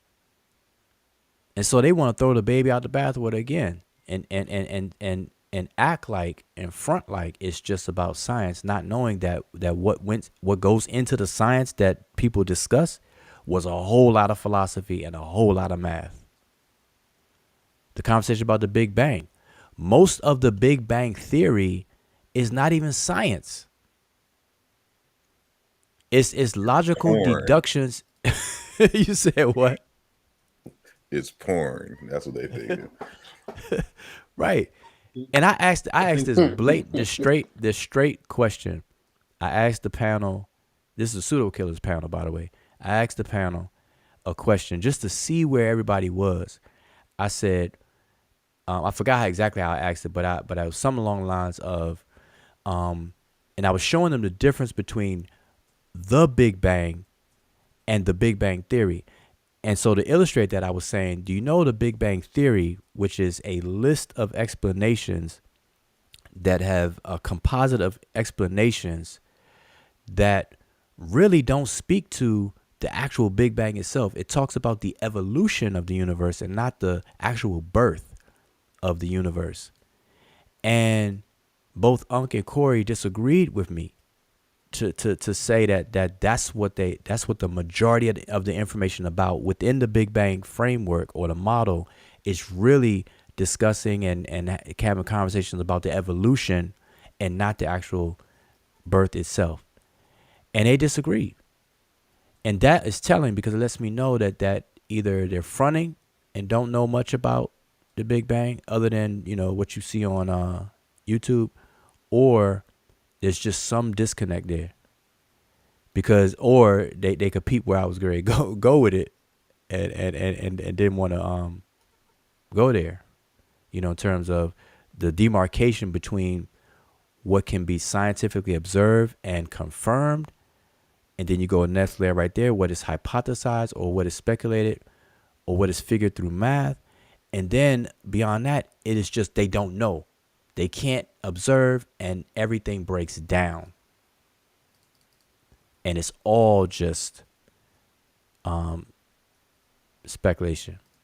Anyway, but I just want to get that example. Kofi, where you at? Oh, can y'all hear me? Yep. All right, I was having issues on it with my phone. It was popping real bad, so I had to get my lazy self up and get over here at my desk to my computer, man. But peace to everybody on the panel, man. How everybody doing? Peace. I know you had a show earlier, Peace. and I got a chance to see a list of questions or bullet points, and they were really good bullet points. But I wasn't able to see. I tried to watch the first part of it, but then it got real crazy. But Yeah. I actually had to leave out anyway. But I don't know if y'all dialed it back in, but at some point Nah, it got crazy. nah. It didn't get dialed back in. I'm actually probably gonna go and delete the whole thing because I don't Nah, do. man, no, I got to get some off of that. I got to I clip. well, once you get some stuff off there, I'm gonna delete it because Yeah, I I don't mean, do it's pretty shows good like that. and pretty bad. It was some revelations on there, man. I got to get them revelations. Yeah, where we'll Yeah, leave. you can leave, you can delete it because we got Unc admitting that he hasn't read the book, so Mhm. and he's not gonna read the book. No, but that was a good show, regardless. Yeah, it's just disappointing, man. That you know, everybody want to skip the steps. The steps is not it's not important anymore. You can critique a book without reading the book now. I don't understand how you do that, but you can critique a book now without reading the book. You can go straight to the source, and don't figure out how the source these so-called or these expertise. They say they can go to the expertise, but they can't even figure out how the expertise did the steps to come up with their conclusion to see if what the expertise is saying to be actually right or false, man. So method, you no longer need method. You got. I don't know, man. I'm just confused. I'm sick of it all the way around the board, man. I don't know, man. I just don't understand, man. I just don't understand when if you my thing is if you're gonna promote scientific literacy and you say you want to have a scientific mind, then science means to know. That means you need to know things, right? So when you negate or disregard and say that you don't have to read a book, to critique a book, or you don't have to read this, that, and the third, and you can just cherry pick some and then make your conclusion off a page or two, man. That's just confusing to me. Because I mean, you have to follow some type of process. You have to follow some type of steps, some type of method. But they say you don't have to do all that no more. So maybe I don't know. Maybe I'm lost now, man. Maybe you don't have to have. So they skip steps when they created the vaccine. Huh? They ain't go through all the steps that it take to scrutinize this vaccine before they gave it to us. That's the logic that we're using. Yeah. Steps take too long. I don't know what y'all got. We ain't got time for all that, as you can see in this new era of the metaverse. You know, we don't need time. Time isn't even the fourth dimension anymore. It's just that's sad, but no. I'm saying we saying it, but it really is sad though, for real. Like all jokes aside, it's sad because it's one thing for a person, and this applies to anybody, for a person to be that stance, and then at least I can feel better about somebody being consistent. Like without contradiction, like that's just them, and you can expect that, all the time. But when people are split tongue with it, where they cherry pick, where okay, on this end steps are important, but on this end it's not important. See, that's where it becomes very problem for me and sad. I actually would favor a person who's at least consistent. Like if you're wrong, you consistently wrong. I could deal with that. But the contradictory. Say it again. I'm saying that's the mindset of this current age. It's not really something we, as a whole, you can avoid. That's just the general consensus for the time right now. People think that, well, it's more instant gratification than anything. People want it right now. This is that, like you said, microwave age. Everything has to be instant. So, like you said, they don't have time to go do the research. They want somebody else to do the research so they can quote that person and hope that person is correct. It's not just in the intellectual community, it's everywhere. I mean, I just had conversations like this with somebody else, my brother-in-law, as a matter of fact. He's arguing with me about something that I've done and been living for years, and he's trying to tell me how to do it, and he ain't even started yet. I'm just looking at him like, you can't do that. But it's that sense of entitlement, the sense of the sense that they have no time to do it, so they got to have it now. And then 4 or 5 years later, they find themselves stuck in the same rut, or going back and taking the time out to actually do the information. But that fuel with ego just causes this crazy conundrum. What's really dangerous, and I was told this when I was younger. Just like one of those wisdom statements that when you're young, you don't really take to heart, but when you get older, it hits you like a ton of bricks. It's very, very dangerous. A person can be very dangerous when they're trying to help, but in their act of trying to help, they're actually hurting, and then don't know it, and then refuse to know it. That's even more dangerous than the hurting itself.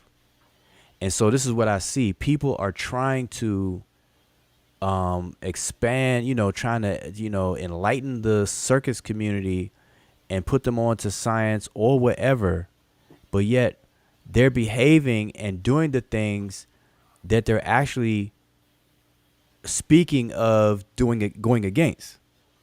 And that's very, very dangerous because the people don't see it.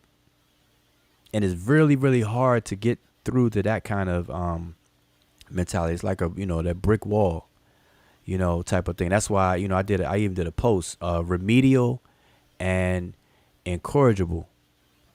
Those two words together, remedial and incorrigible, which are people who cannot be corrected, and then people where you have to really, really break things down. Remedial, you have to make things in a remedial way for them to even understand. And that's what's going on. And like even me talking like this, it is, it's like, oh man, it seemed like I'm speaking like this, I'm on a high horse, or I'm better than, or I think I'm smarter than, or more educated than. And see, that's the victim. That's something that I hear people say when I say these kinds of things. And that's that victim trigger. Instead of people looking at what I'm saying, they try to, weaponize what I'm saying against them. They're creating my words as a weapon against them when I don't intend it that way. It's a description of the reality, and it's like, okay, let's fix it. Cause what I'm saying is fixable, but people won't allow it to be fixed because they got other things going on. So, that's what happened. We some uppity dudes talking like this. We got shirt and tie on, and we got to be proper. And that's another thing. Y'all know what hyperbole is, right? It's a form of figurative expression, and that's where we get hyperbolic, which is just another word for exaggeration. And so I call these people hyperbolics because they exaggerate things to excuse themselves from it. So, like, for example, I will say that in order to fully engage ancient Egypt, you have to learn the language. And so then here's what a hyperbolic person would do. They'll say, "Oh man, well, Joe say that, man, I can't understand Egypt until I take get a bachelor's degree in linguistics and Egyptology and stuff." And they'll just totally exaggerate to get out of doing the work. And I just use that as an example, but it's for everything. Oh, Asar says I need to be initiated in order to understand what 1 + 1 is. I can't understand God until I'm initiated. God is God.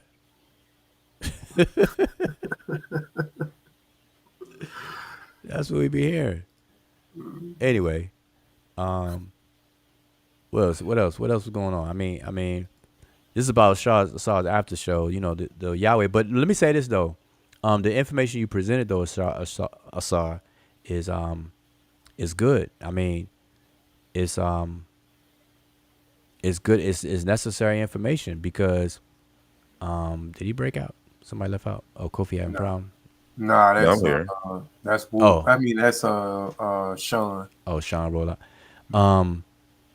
Yeah, no. It's good information though. I mean, period, because it in the bigger picture it makes sense. It answers other questions. And then the whole thing about the Bible, about the biblical characters, that's one thing. Like one thing that people don't understand is that in us in America we don't look at it this way. How names have meaning, and I know even studying in Egyptian text, we try to find the meanings of all the deities' names, because if you know the meaning of the name, it will give you a clue to the realities behind the myth, the symbols and the figurative stuff. And some deities are so lost that we don't know the meaning, and so people turn to folk etymology even there. But yet, at least in Egypt, we have tons of epithets that that will give us clues on the meanings. And so if I was a Hebrew person and I was studying Hebrew and I was so zealous about that, these are things that I would even do. So I don't understand why they don't welcome what you have presented. I understand why, but but it seemed like it would be more of a challenge for them to really get behind it and be in a sense of, now let me grab a hold of this research and look this stuff at myself, as opposed to not look at it and just be like, I'm just gonna be against anything Asar says. That's what I don't get. But the information is good. Everybody knows Yahweh, because it also ties, and see my research in the past has been in Mesopotamia, Babylon, the Atrahasis, Enuma Elish, Gilgamesh epics, and those myths. I used to know those forwards and backwards. And Ea, or Enki, in those texts, who's also Ea, was a storm or water deity, dealing with the earth and the water. It makes sense what you were saying earlier today, Yahweh, because you have this sense even in those texts of these opposing deities, Enki and Enlil, who were brothers, sons of Anu, or but they were assigned certain tasks that seemed to be at odds with each other. Enki was the ruler of the sky, and Enki was the ruler of the earth. Enlil was the ruler of the sky, and Enki was water and subterranean stuff. Enlil the sky and pathways and so on and so forth. And Anu was their heavenly father. And out of one of them became the Yahweh, or the Yahovah, or whatever, Yahuwah, to an assigned group of people. Even in those kind of stories, you can extrapolate that. And so the things that you were saying kind of connects that up for me a bit. It worked. To kind of piggyback off of a conversation we had probably months ago now. But when I was referencing that with the Akan language of tree, and the fact that we find Osiris, or the similarity of Osiris, within the language under the name Kwesi or Kwasi, which is the deity name would be Awusi. And when you start getting deeper into the language, you see that the Awu can become Aru, which is Asar, similar. The phonetics tend to be similar to the Asaru portion, or the Asar.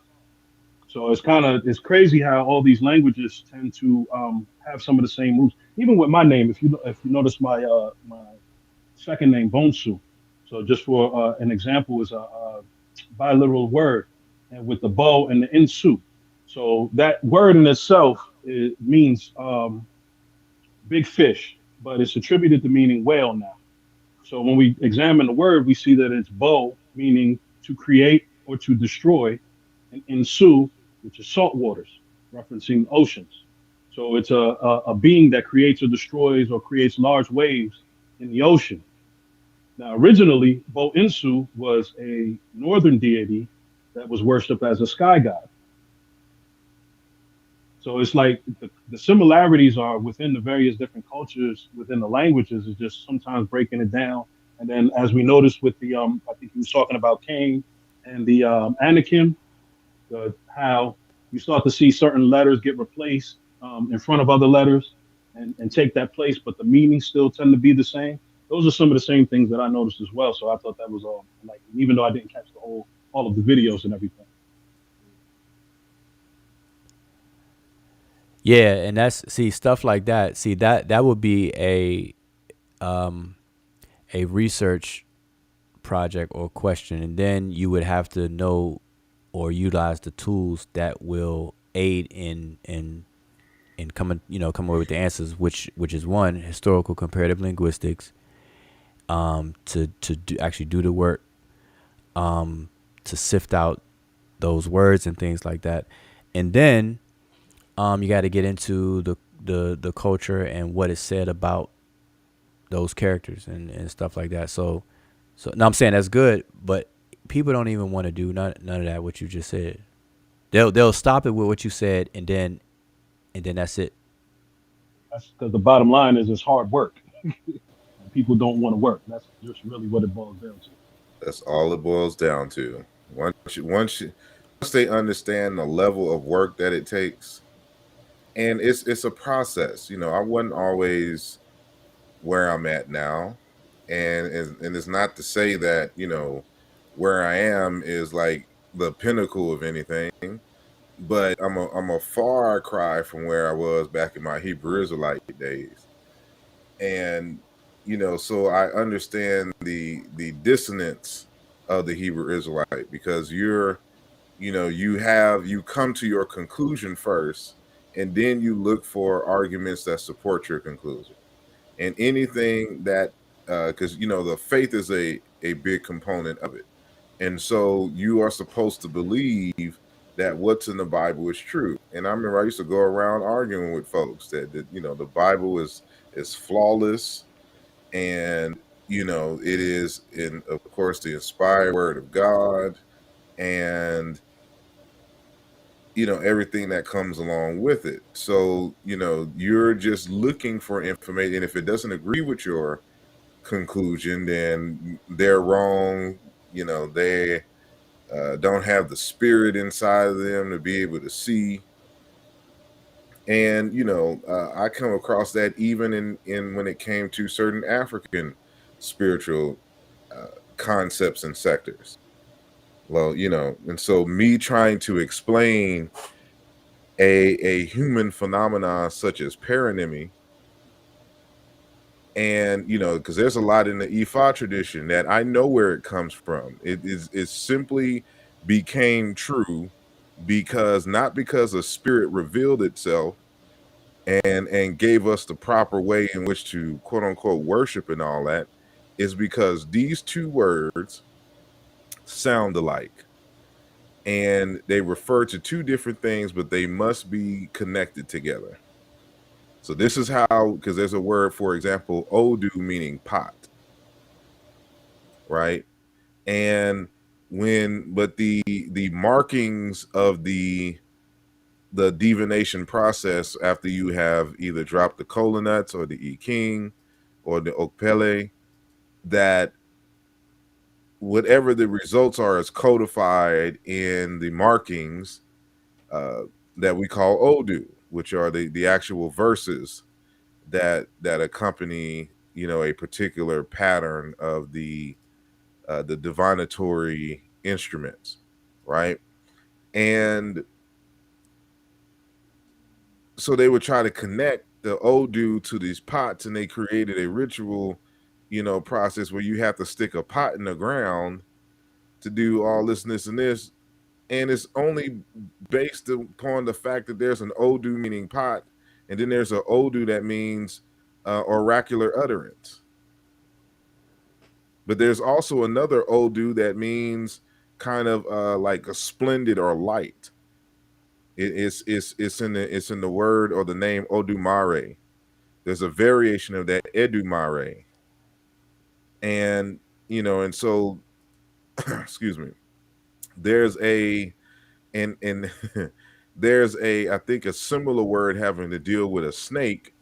And then, of course, because of Edu and Odu having to deal with like brilliance or whatnot, then they create a whole mythology about this kind of boa constrictor. And now they got whole rituals and taboos of what you can do and what you can't do towards a divinity that doesn't exist.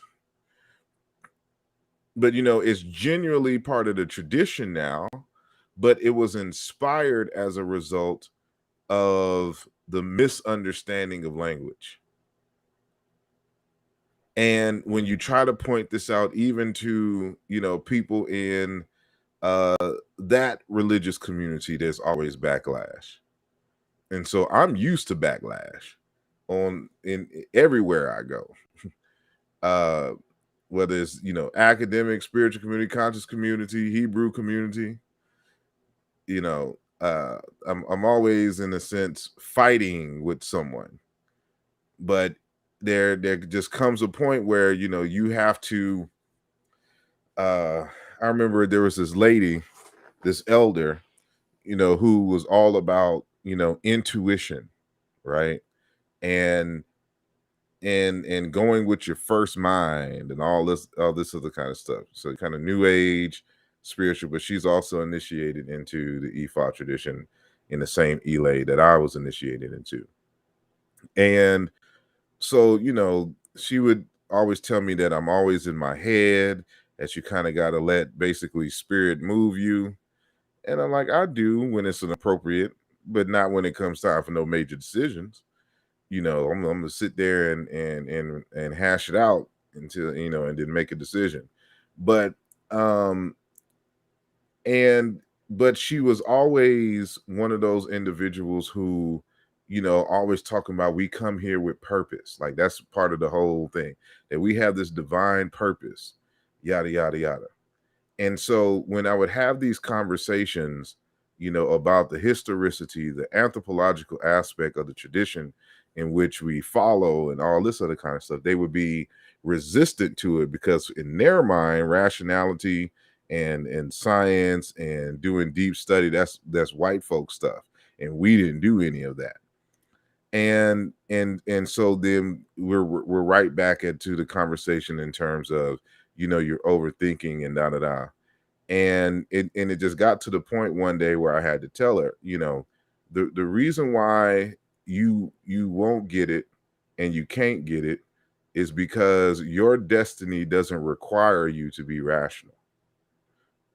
I'm like, for the larger purpose in which I'm here, it requires for me to be rational. It requires for me to question everything and to get down to the taproot, as they say, of the problem.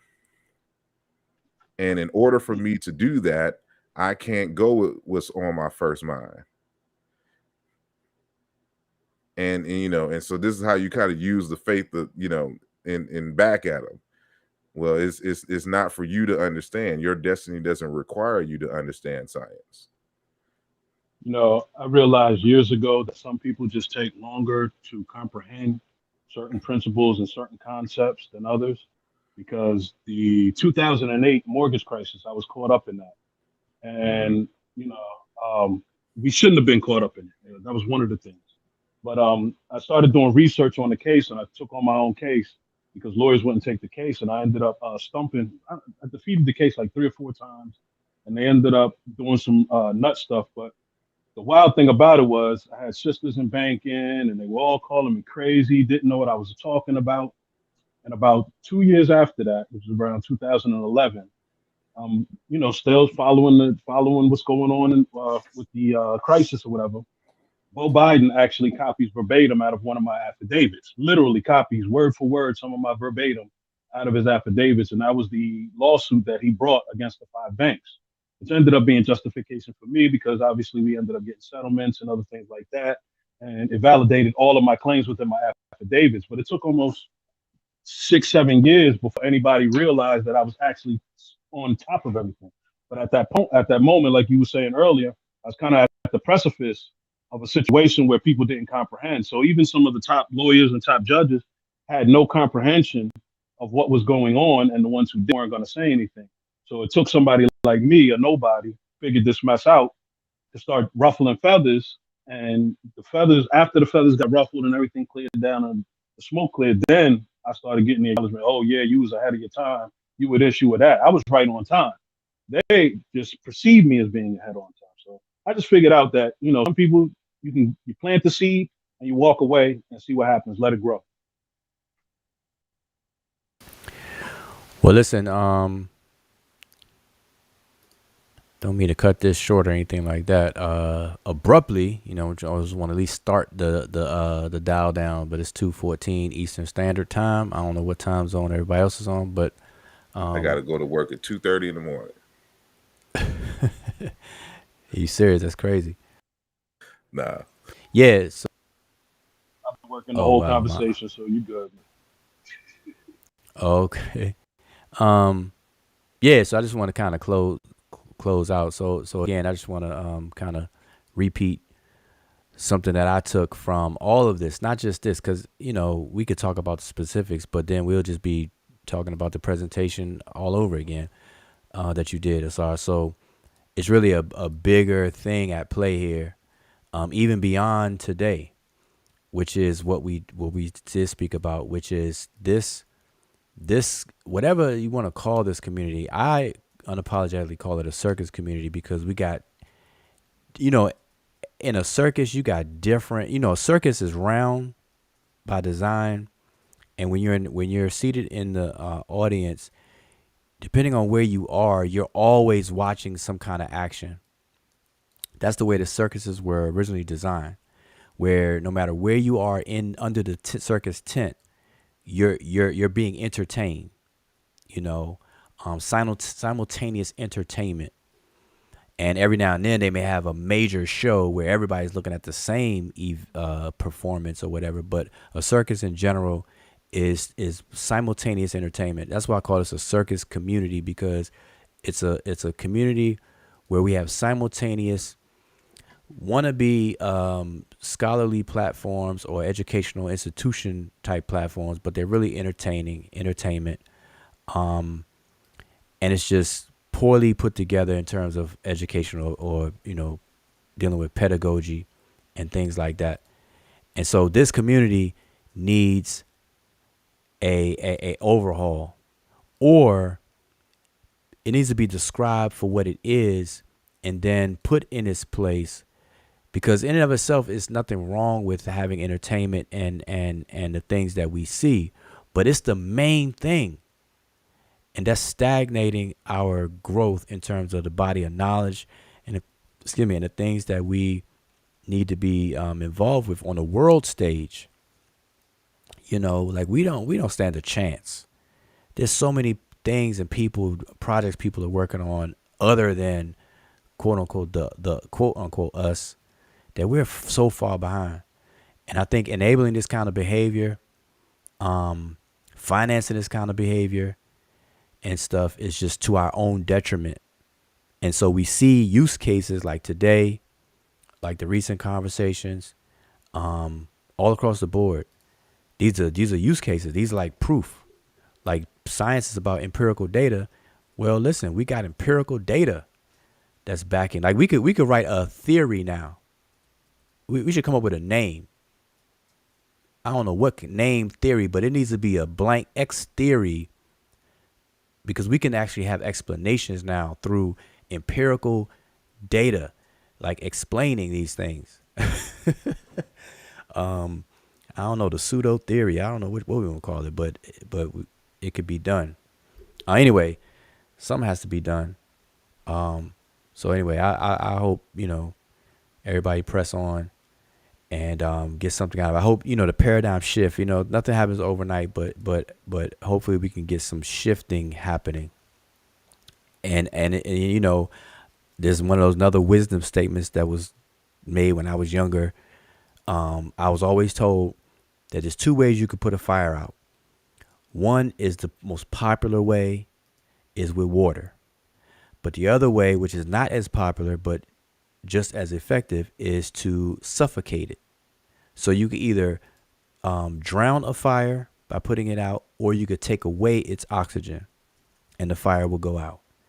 And so I think we are going to have to start taking the oxygen away from this pseudo behavior, this bad character, this immature stuff, this half cocked statements and ill research, claims people are making and stuff like that. That's what we're going to have to start doing. We're going to have to remove the oxygen out of all of this. But anyway, that's my closing statement. Pass the mic around. Thank y'all for coming. God bless. Good night. Yeah, there you go. All right, and I'll just say thank you for the wonderful presentation and this after party, and check out the link. This is for the archive for those who'll be listening and haven't been are new to our channel, check out the links that I just put on the chat. We have courses on Sebo University. We have courses regarding the language, Sesh, Medew, Netcher. We have courses on other things. So the links are there. Check out also Asar's Imhotep's page. He has courses. He has a course on linguistics. The basics of linguistics there, and research methods in Africology. So the link is also on a chat. So check those courses out, because what we're trying to push is just having some kind of having some level of proficiency in these particular topics that we discuss and that other people like to discuss a lot. So we're just trying to push that. So there's courses there that are very affordable. All right. So with that, I'm gonna say Shem Imhotep, and remember, subscribe, like the channel. Like the video. Subscribe to the channel, and we can pop up with you in any minute. And I'm gonna say Shem Imhotep and see you all next time. Alrighty.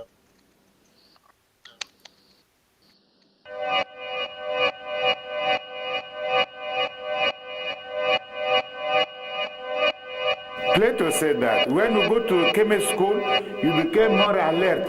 You may wake up, your spirit wake up. And you became a more human being. That's your character is built in a school.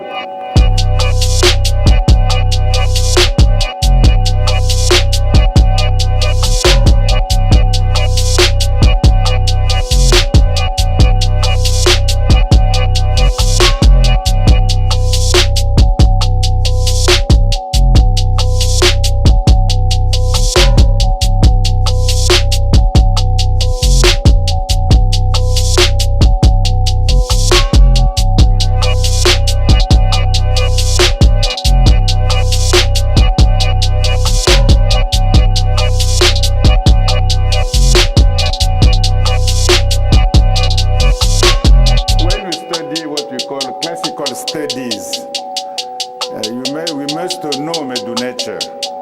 You see, maybe in the future we need to know some Meroitic too. We need to know Medew Netcher.